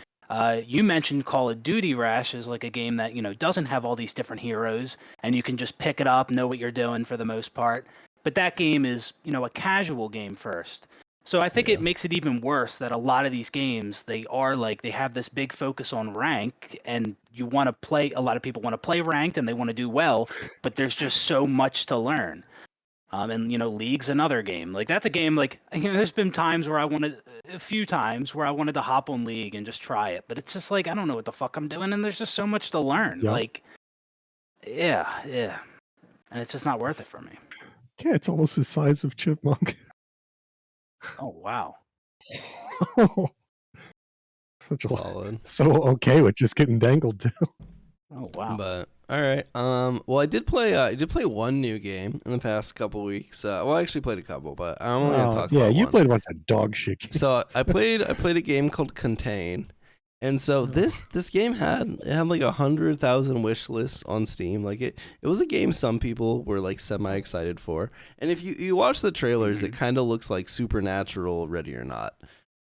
Like it's like that tactical SWAT style co-op mission type thing, but there's like, I don't know, some shit you have to figure out what's going on. It's not just like you're shooting civilians or whatever, or not civilians, but like bad people or whatever. But I played it for like a couple hours the other night with Jared, and like, holy fuck, it's so bad. Like, not like performance aside, because it runs like dog shit, the game itself is just really unfun. Like the AI, they clearly, like, I mean, video game AI always knows where you are because it's a computer, obviously. Yeah. But like the way it reacts is you'll like go to wrap a corner and get pre-fired, and then they just one tap you, and you're like, and you just lose the whole mission. You're like, sick, fun. It reminds me of playing like old Call of Duty campaigns on Veteran, where like you almost had to learn where the people would be, because if you just wrap the corner, you die every time. There's no reacting to it. But the difference is, one, those Call of Duty games were linear campaigns where you could learn where the characters were, and there were checkpoints. Usually, if you wrapped the corner and got fucked by some guy, you get set back like a minute, right? It's not that bad. But in this game, when that happens, you just lose the whole mission and have to restart the entire like 30-minute mission. And you're like, sick, fun. And then on top of that, it's not like a linear mission. Like the enemies aren't in the same spot every time. So like you're clearing out corners, and like one time you'll be there, one time you won't. One time there'll be a giant orb of death following you down the street. One time there won't be, and like. I don't know. And the game itself, like there's like 4 missions, and they're in different environments. They have like different objectives, but like they felt samey. And like the gunplay itself wasn't terrible, but to me, I just like when I was playing it, and I get it's an early access or whatever, but I'm just like, I don't see any reason you would play this over Ready or Not, because it's just like, it's just that, but like a whole lot worse with less content and like worse AI, which is like the only reason you play that type of game. Like, it's a weird game, and or just play that SCP game that is free. yeah, I haven't played that one, so I Or don't know. play Lethal Company instead and have a better time. Lethal Company is very good. Dude, it's Lethal so fun. Company is my favorite tactical shooter. Yeah, me too. My favorite tactical my shooter favorite hero is shooter. actually Escape from Tarkov Arena, which is it's just popping off. So I love Tarkov Arena. I actually want to play it after this. I'm gonna go play Tarkov Arena, and I'm gonna grind. Fuck. I gotta grind my gear setup so that I can actually shoot someone, because fuck if I could use any of those starting weapons and actually kill anyone with them. Like the fact that I had to level up a bolt action rifle to be able to get a rifle that was usable, but the bolt action rifle didn't kill anyone in one shot unless you headshot them. Meanwhile, some dude would just wrap the corner with an SMG and just fucking mow me down. I was like, this is unbelievable amounts of fun. I Do you even have that game still installed? No, I don't think I do. Yeah. He's not committed to the grind. I'm not. I think I played that one, and I don't think I ever play that one again. But I also think that like contender for one of 2024's biggest flops, if that even was 2024. I mean, it's not technically out, so, but then again, actual Tarkov isn't technically out, so the game will probably never have like a true release. But yeah, I don't know why Battle State Games, I think that's the studio's name, spent so much time on that thing. Like, they would have been better off just improving Tarkov. Like, I think Tarkov, while I didn't love it when we played it, I could see why people find it addicting. I could see why people found it fun. Yeah. There's nothing fun about Tarkov Arena. Like, it was just an annoying arena shooter with like kind of clunky gameplay and horrible progression. Like, sure, you could fix the progression, I guess, but even then you still have a game where like Tarkov has never been known for having good gameplay. So why would you fucking isolate that as the core concept of a new video game? Like, it doesn't make any sense to me. And like, yeah. And then there's like modes in it that are just fucking stupid. Like the 2v2v2 mode where like, oh, it's like a 2v2 like tournament. Cool. Well, in this, instead of like when you do those in COD or something, it like kind of simulates a tournament bracket, you know? So you finish a game and then you play the next game, or the finals does it, right? You finish a game and you wait for the next game, but you really don't wait that long. Like, it doesn't take that long. In fucking Tarkov Arena, you have to sit there and watch every other team do their rounds, and then you get to play your round, and then you go watch everyone do their rounds again. And it's like a point-based thing, so it's like you win a round, you get X points, you lose, you get X points, you tie, you get X points. And it's probably like, I don't know, a 10-15 minute round. You probably, or like game mode, you probably play 2 minutes, 3 minutes. And with VoIP, there's a bunch that stands, and it's just people screaming slurs at you and giving away your location. Yeah, it's a mode. It's a mode of all time. Oh, so COD. Okay. Yeah. Perfect. It's imagine if COD S&D, when you died, you got to open mic scream at people. I mean, you kind of did. Actually, no, that kind of sounds fun. Yeah. Yeah. I'm down. I don't know. Chipmunk, why don't we've been going a bit. Why don't you tell us what you've been playing, and then we'll say goodbye. Sure. I don't know if you saw my thread of tweets complaining about it. Off to a great start. But I tried playing the old Gears of War games, and also was playing The Crew. And the common theme of people being upset about preservation of games and ability to play them, it's getting worse. So Gears of War 1, I had no hopes. I didn't think anybody was going to be playing that game on the 360. I was just like, well, we'll see. We'll see. But I read somewhere on this forum that on the Xbox One version of Gears of War 1, you could still get... Huh? Ultimate Edition? Yeah, the Ultimate Edition. I don't know if it's the Ultimate Edition or the regular one, but apparently you can still get the Seriously achievements through ranked on that online service.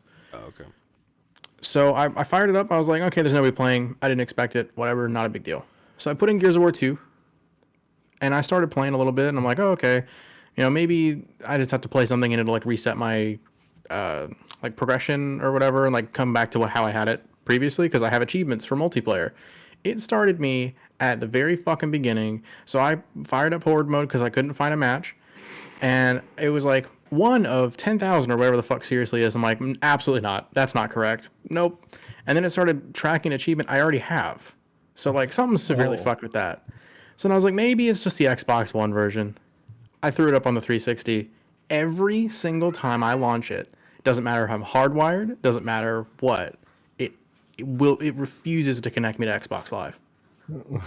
Nothing is tracked. Aren't those servers like fully dead? That's probably why. For the multiplayer, I believe so, but even then, like it should still have what I had.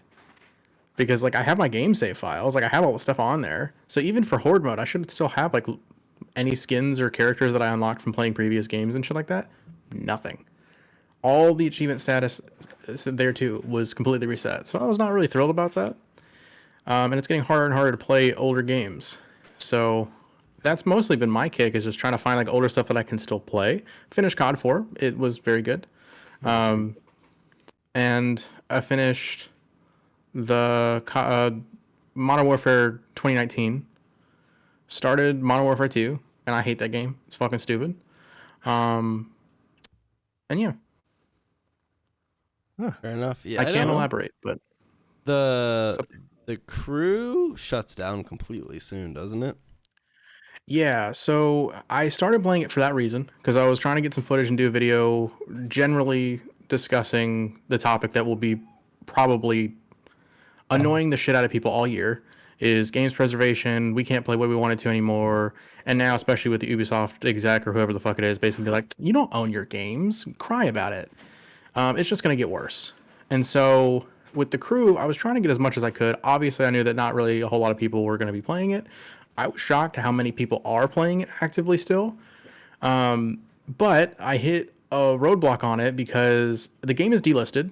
So if you don't already have it, you're kind of screwed unless you have a physical copy.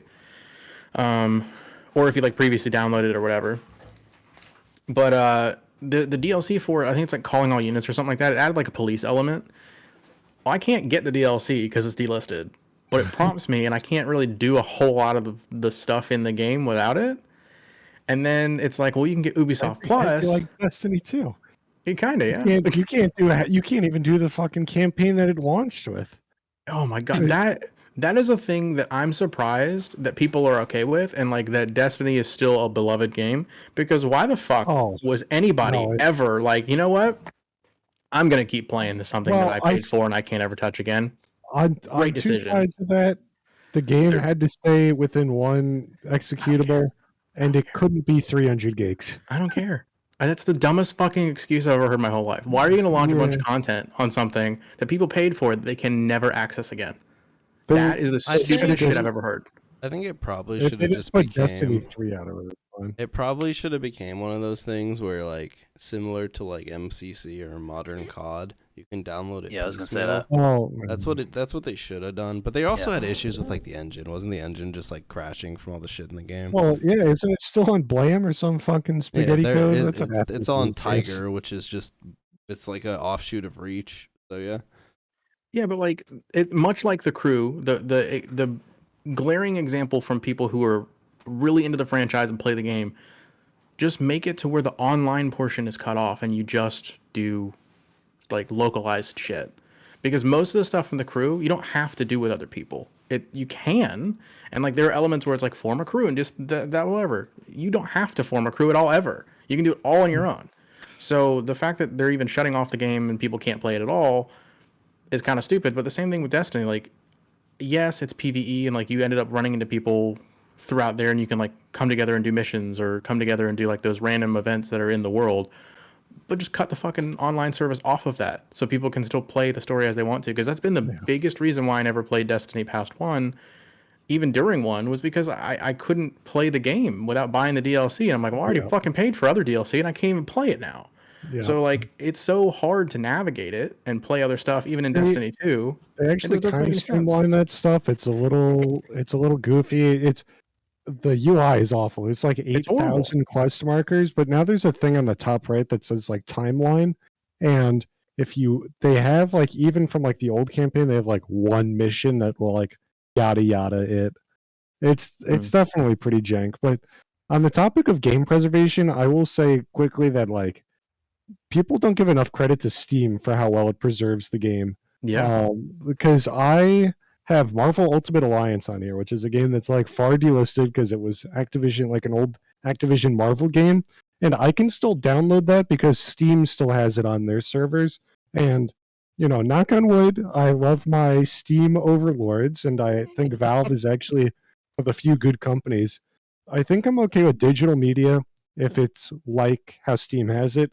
But when you hear Ubisoft, because I have these Ubisoft games and they don't launch on Steam, that's the scary part. And Holy I think a lot of people are like, oh, we need physical media only. It's like, no. We just need good digital media.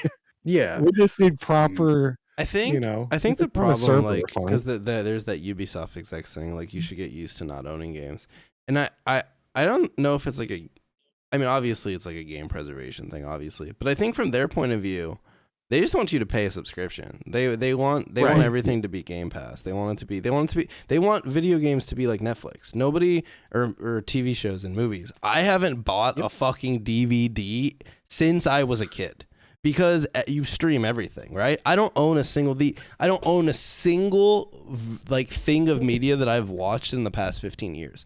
Because like at most, if it's not on Netflix, if it's not on Hulu, if it's not on Disney Plus, I'll rent it on YouTube for like a night if it's a movie for like $2, right? Yeah.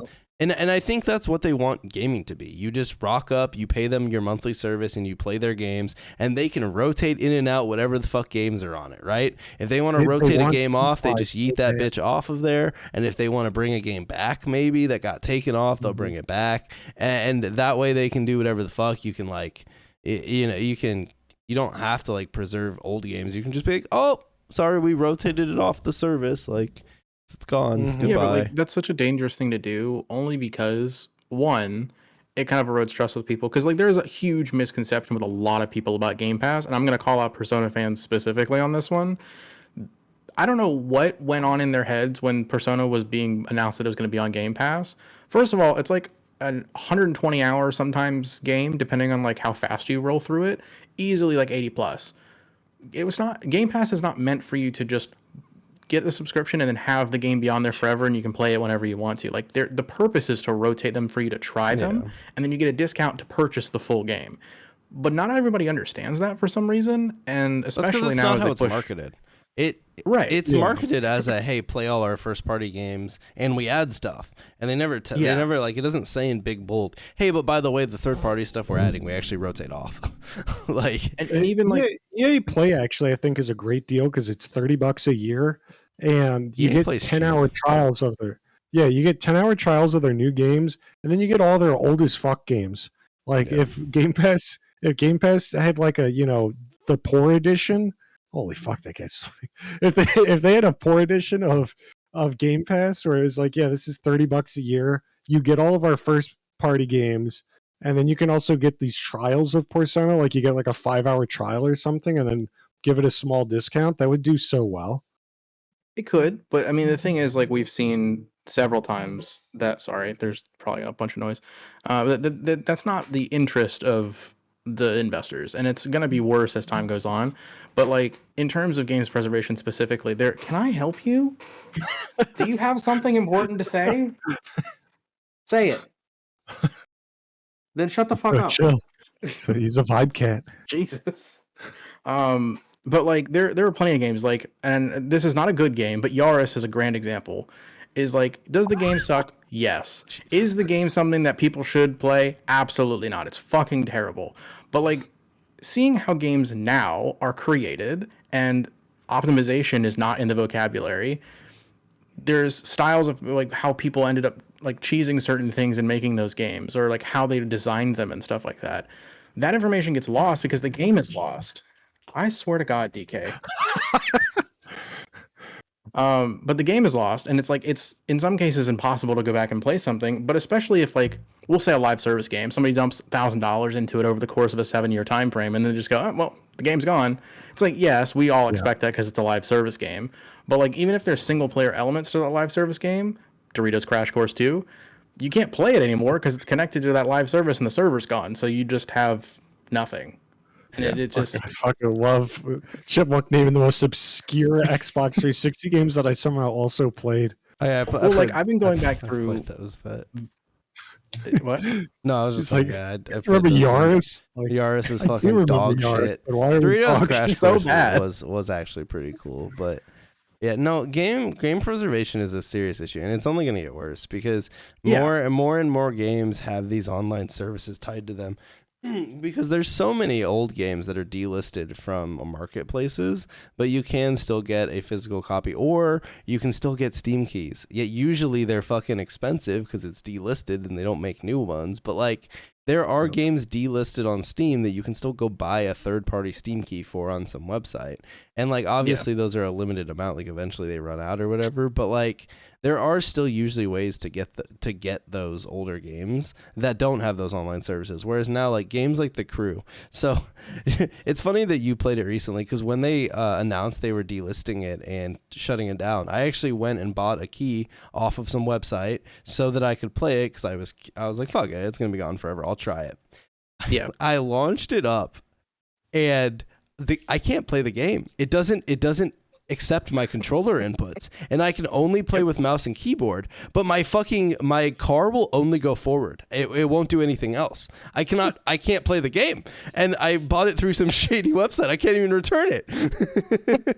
And I didn't feel bad because they decommissioned it, so fuck you, Ubisoft. I'm not paying you for it. But so I tried to play it, but they wanted me to get Ubisoft Plus to get the DLC that's delisted, which I'm not even sure if I got Ubisoft Plus that it would be on there, but I'm not going to pay $18 fucking dollars. Which, by the way, there was a Halo video that it was a modern gaming video, but it mostly talks about stuff like Halo, where at the time of that video coming out, I think it's 6 months ago, in there they mentioned Ubisoft Plus being $15.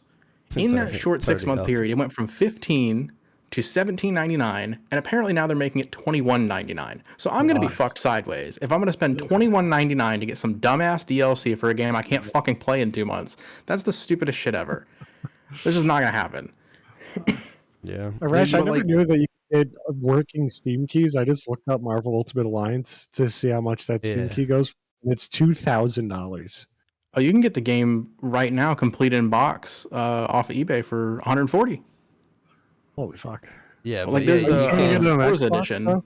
for $20, but But yeah, you can. So how you were talking about EA Access or whatever. Titanfall 1 is delisted on Steam, but if you buy the EA subscription service, you can download Titanfall 1, and it has 10 players, so you're gonna be fucked trying to play it. But that's how I played it last year. Because I was like, yeah, fuck it. I have the service. It'll let me download it. Why not? And I found a match in the middle of the day playing in version. Oh, yeah, about that. But yeah, I don't know. Titanfall 3 single player to look forward to. Recently, I'm sure you saw it, Chipmunk, and I don't know if we talked about it on the podcast because it came out at a weird time. But City of Heroes was an old MMO, right? And it's been shut down for years. And recently, or within the past 4 or 5 years, someone leaked the source code. And so private servers were able to pop up. So people could host their own servers and play the game again as an MMO. But it's all run by the community, obviously. Well, recently, Nexon, I think it's Nexon, whoever the publisher is, gave the biggest private server an official license to the game. So it's they actually... Now it's not gray. It's not a gray area anymore. It is officially licensed City of Heroes. Obviously the people running it could give up and shut it down or whatever. But the you don't have to worry about Nexon coming in and shutting it down. When people work on this stuff, right? And I wish companies will never do it out of their own the good of their heart. I'm sure Nexon did this because they realized hey, we probably can this server's big enough that it's probably could make some money, and we could probably get a little goodwill and also get a little money on the side for it, and like we don't actually have to do anything. Like no one here has to do any work. So like, hey, fuck it, like we'll do it for this. But like in cases where there's no like active game it's competing against, right? But like with other live service games that get shut down, like I wish there was like legislation that once a game got shut down, like you had to release like the files for people to host their own servers, so that if there is a community that wanted to play some piece of shit from 10 years ago, they could download the files, they could host a server, and they could get 10 guys together and they could play Knockout City, which is a bad example because they actually released the files like the company did when they shut it down so that people could play it, which is really cool. But most companies don't do that, right? Most of these AAA companies, they shut the game down and it's just gone. Like all of the Battlefield games that recently shut down. Obviously, you're playing a dangerous game there, right? Because any time that someone's playing Battlefield X instead of the new one, EA is mad, right? Because they don't want you playing Battlefield Bad Company 2, right? They want you playing 2042 because it's the one that makes them money. But I wish there was a way that if you're gonna release a game that like if you had a single player game that has like an online component and you shut the online component down, as long as you can play the single player game, I think that's fair. Like you can't expect an online game. Agree with you. I think we were talking about it a while ago in the group chat that I think there needs to almost be legislation with this shit because they're selling you a game. I mean, how many things can you buy a product for and then have that product sold to you as like you can do this thing, and then just because of they don't want to fucking pay for it anymore, they can turn it off. Yeah. Even though you had paid for it. Like I think there should be, like you said, I think they should almost legally be required to release the servers so that someone can boot it up and host it. Yeah, because at this point it's like actually a scam territory. And plenty of these games will get shut down and no one will fucking host servers for them because they were poopy, right? But there will be games that there will be games that people do launch. Like there's tons of weird niche communities for like small games that still exist, right? So it's like even if it's a couple hundred guys in a Discord that play a game night once a week, I mean. Stuff like that is just cool for game preservation. Like it's just dumb that we memed about it earlier because BK was confused how it took so long for Hellblade 2 to come out, and I was like, well, that's because they made a game in between, and it was called Bleeding Edge, and it came out, and within a year they cut development. Well, I don't know if this I think the servers for that one now are completely shut down. Hey, let's go. And it's sealed, baby. Yeah. And let's so go. Like, brand new. There's no reason to open it because the game is actually dead. And like obviously that game flopped and like it didn't do too well. But like that's a game that cost at the time $40 or $50 or $60. I don't fucking know. And it was like a AAA game that like people put a lot of time into making. I'm sure like the developers that make these games don't want their video games that they put their time into to just be gone. Like 2 years from now, or fucking today, no one remembers that Bleeding Edge was a fucking game. Like because it's just gone. Yeah, that's true. But it's just like unless you had like some people will have like the memories of like, oh, that game was cool when it came out or whatever. But that's it. Like the game exists on probably an old YouTube video and your mind, and it's like there's so many more games going live service. Like it's just I don't know. I wish there was a way that there was more like game preservation behind them, but well, it's interesting. I wish I could fucking play Marvel Heroes. That's all I want. I will lobby in Congress so that I could play that fucking game again. It's really interesting that you guys both mentioned the legislation portion of it. Arash, I sent you a link for it in Discord, but I only just recently learned about them, but it's a Video Game History Foundation. That's exactly what they're trying to do, is they're trying to work towards getting legislation for that expressed purpose because their research over time, like there's a lot of statistics that they've had of games that were released for certain platforms, even modern games, and then the amount that are actually playable today is like abysmal, and it gets worse and worse every single year. So one of the main points that they've made is that games are one of the only things that like don't have libraries anymore. So like you can go to any public library, odds are you can find probably any book that you're looking for. If not, they can find it. A movie, a TV show, a random fucking appliance that it may be 20 years old, but like you can still check it out. And games don't do that because they don't have them anymore, or they can't get them because they don't exist. So they're one of the I things that think they're that lobbying for is to have the source code, like exactly like you said, to where they can preserve them. They can teach at universities how these games were made, do longer deep dives and advance the industry forward, but also have those games to make copies of for people to check out. Because yeah, they're not gonna, the companies aren't going to make any fucking money off of it. But that's exactly why those companies are lobbying to keep that from happening. It's because they're not making money on it. I think Nintendo might have sued that organization. I forget who it was, but it's actually it might have been them. I think you can download ROMs legally if you own the copy. I I know it used to be like, well, you're supposed to flash, like if you have a GameCube thing, you have to like buy a disc reader and then have that get like sucked onto your computer, like that was legal. But I think it might have been them that said if you own the copy, you can download like an illegal version and not get in trouble for it. Because you at one time bought the license for the game. I might have been that because there was something a few years ago where Nintendo severely went after people doing ROMs and emulations, and like that argument has been going on for a long time of like it should be legal or should not be, is it actually, is it not, and things like that. But I mean, there's so many games that are lost to time for that exact reason, and like to be perfectly honest, there's no fucking reason at all that an original Xbox should cost $120 in the United States because it doesn't anywhere else, because it's not valued for anything. Nobody cares. But for some reason here, it's like, well, it's rare. It's not. It's just dead. That's like me asking for a fucking McDonald's bag from 1986. Why would I want that? I have behind me a $300 PS Vita on the exclusive purpose that it was rare. It's I can play those games on my PC just fine with an emulator, but I got the official thing behind me. Yeah, but that's because like you want that specific. I mean, like I'm no different. I have a fucking Japanese Nintendo 64 just because like it's if ever I run into games, I want to do that. It's cool. Yeah, it's cool to have it.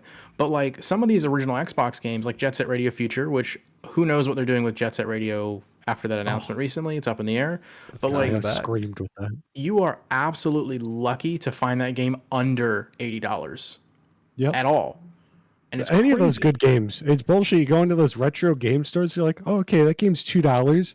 Yeah, I don't know what I'm gonna do with this. I'm gonna comb this horse. That's another 39 cents. And then you'll see some Mario game for like $300. You're like, what the fuck? And you're it's like, yeah, no that's a reason good one that Mario. you played. Yeah.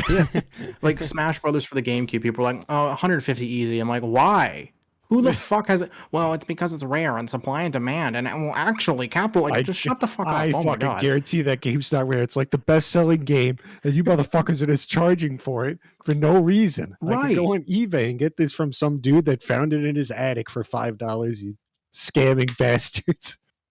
Like I just looked at it the other day, so I'll have to find it and give you the link for it. But there's a company that kind of does something like that. So they'll take modern games or whatever, like, and not every game can do this, but they do their best for some games. But like they'll make a game that came out 3 years ago onto an N64 cartridge and sell it, and it works. Or they'll do something like a PS5 version of a game, and they'll like work with the developer, actually release it for the PS5 or the Xbox One or whatever the fuck, and it works, and it's perfectly fine. And they do that with the developer because they own the game, but they don't have to do any of the publishing or distribution, and it's an easy thing. But like, it's not any game that you want to. They do small limited runs, and it's interesting that they're doing that because like with cassette tapes they do the same thing, with records they do the same thing, old VHS tapes, all sorts of shit. They're really kind of taking the charge of being like, well, the physical media doesn't exist anymore, why can't we just make it and then we'll sell it for a reasonable price, like $20 or $40. They sell with like little collectibles inside of it too, right? Yeah, they'll do collectibles and stuff. Like they did a Jurassic Park game that was a limited run for something, and I can't remember if it was for the Switch or for something else. But like it wasn't like a normal game that was developed for the Switch. They did it specifically for that, and they had a whole nice, cool anniversary thing around it, I believe, if I'm remembering correctly. But it's cool to see stuff like that, because I've asked that question for years of, well, yeah, sure, the console doesn't get sold anymore, but we can surely still make games for it if we feel like it. The technology isn't gone. Like, it just nobody wants to do it because who the fuck's gonna buy it? That's the real reason. But like, Yeah. collectors want it. People want to be able to buy Smash for $30 or $60 even at a reasonable price, not $140 because it's old. Like, it's just, I don't know. I think the one thing that obviously it's been a gray area forever with emulation, but that's like the perk of those old old Nintendo games. Any game you've heard of, you can find a ROM for online and emulate it on your PC, right? Like you'll find it somewhere. Whereas like these modern games that have server elements to them, once they're shut down, you can fucking emulate it. You're not playing it. You know what I mean? Right. So it's like those older games, obviously, like while people try and sell the physical copy for ridiculous amounts, they have been preserved by people because they could be. And sure, it's not like legal or whatever. But like there are ways to play old PS2 games. There are ways to play old Nintendo 64 games, GameCube games. Like I fucking played NCAA 07 or whatever the fuck I played the other day because I felt like playing an NCAA game, right? But the problem is like 10 years from now, this whole ass generation, there's no preserving any of it. It's just all shut down. Like all of these games will just be gone. So like it doesn't matter if 20 years down the line someone figures out how to emulate Suicide Squad, right? Like it'll just be dead. It'll just be a shut off video game probably, unless for some reason it's good. But like, let's be real, that game's dying. The Marvel Heroes twisting of the knife, it's hurting. Well, you also have to think about it from this perspective too. Like you and I, and most of us here, are not necessarily like the most computer savvy people in the whole world. We're not hacking the fucking Pentagon or anything. But like we know enough to be able to like add a mod to a game, or like we know how the Steam Workshop kind of works. But like there are plenty of people who don't, and they will never because they don't care enough to know. So like having the ability to just grab the fucking game from a store or just download it and play it and it still work is like the thing that should happen. But like I agree, is in 20 years Suicide Squad is not going to happen. It's just unless they release the source code and people end up doing private servers. But And like I again, think it ultimately boils I down imagine to with will they? that it for sure never will because it's connected to actual IP. It's like Yeah. because of that once that game is not massive, they will shut it down because it's bleeding money for Warner Brothers. So if that game doesn't hit it out of the park, I guarantee it's shut down in a year because they're probably paying some obscene ass rate to be able to put fucking the characters in the game, and it needs to be massive or else it's not worth the money. But Well, that was a lot of the reason why Rocksmith, they ended up canning a lot of the actual games and delisting them and like all the DLC and shit like that. And now they have Rocksmith Plus, which has severely less content on it, but still has a good amount. But it's licensing. That's why like certain racing games, the same thing. I'm hopefully going to win this bid on eBay for Blur. But if I get the game and I can't play it, I'm going to be kind of pissed off.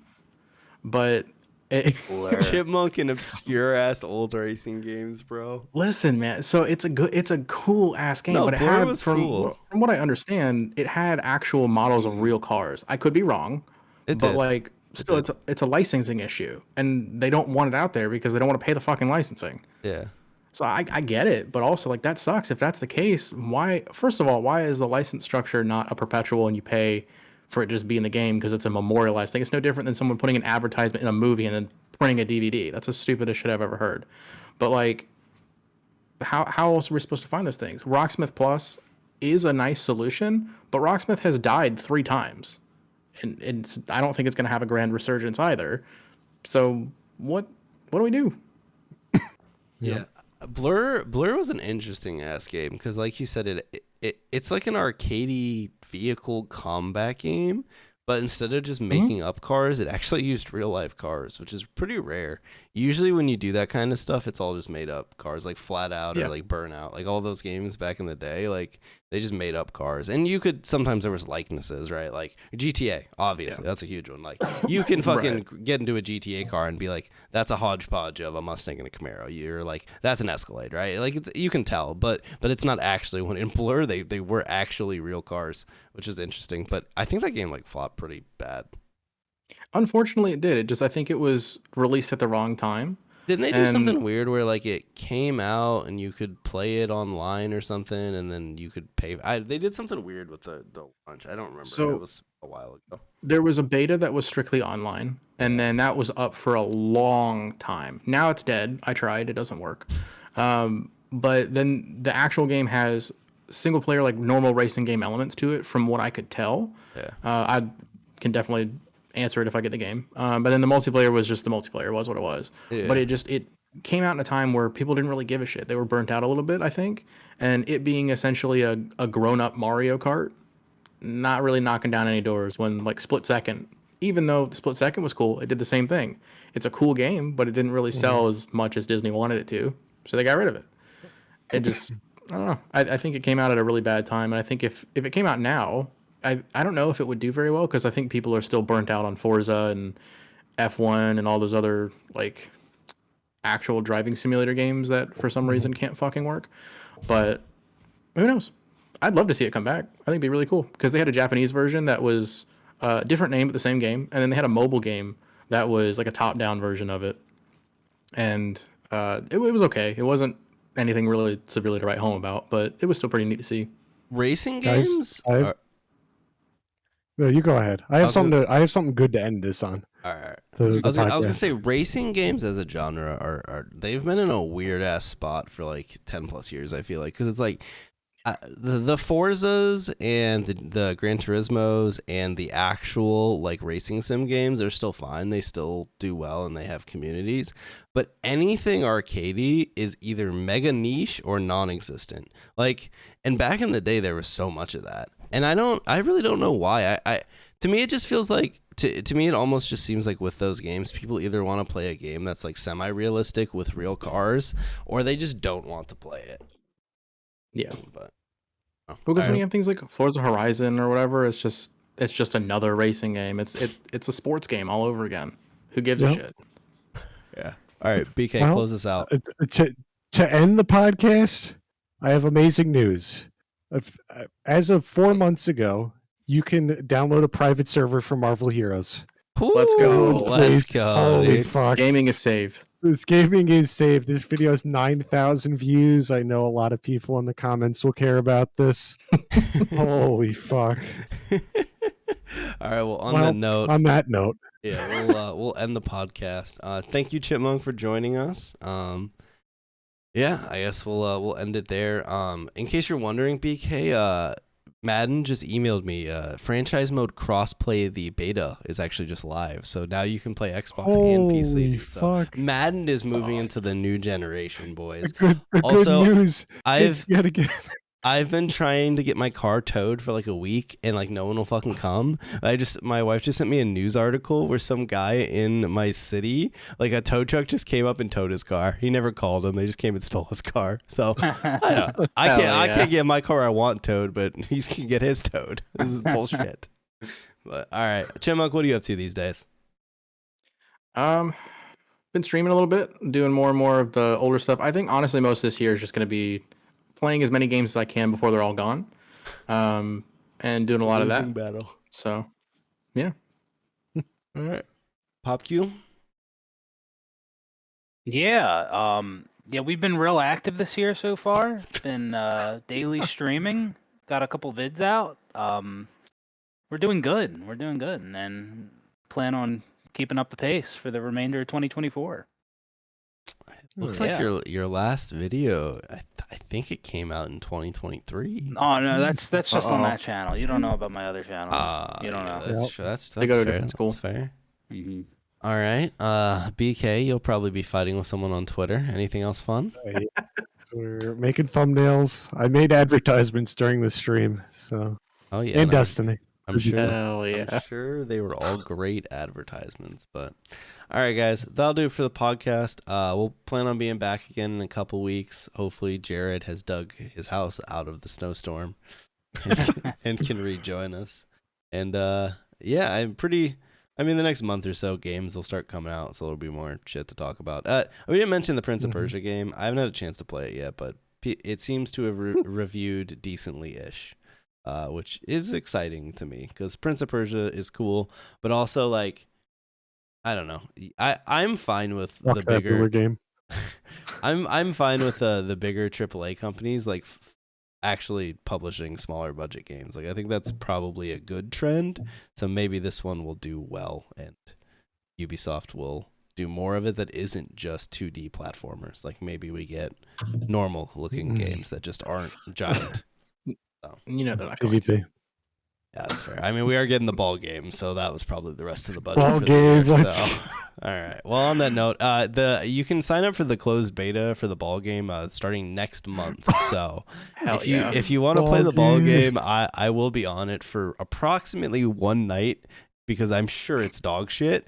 But I'll be there. I'll be there for the experience, and yeah, Rocket League rival.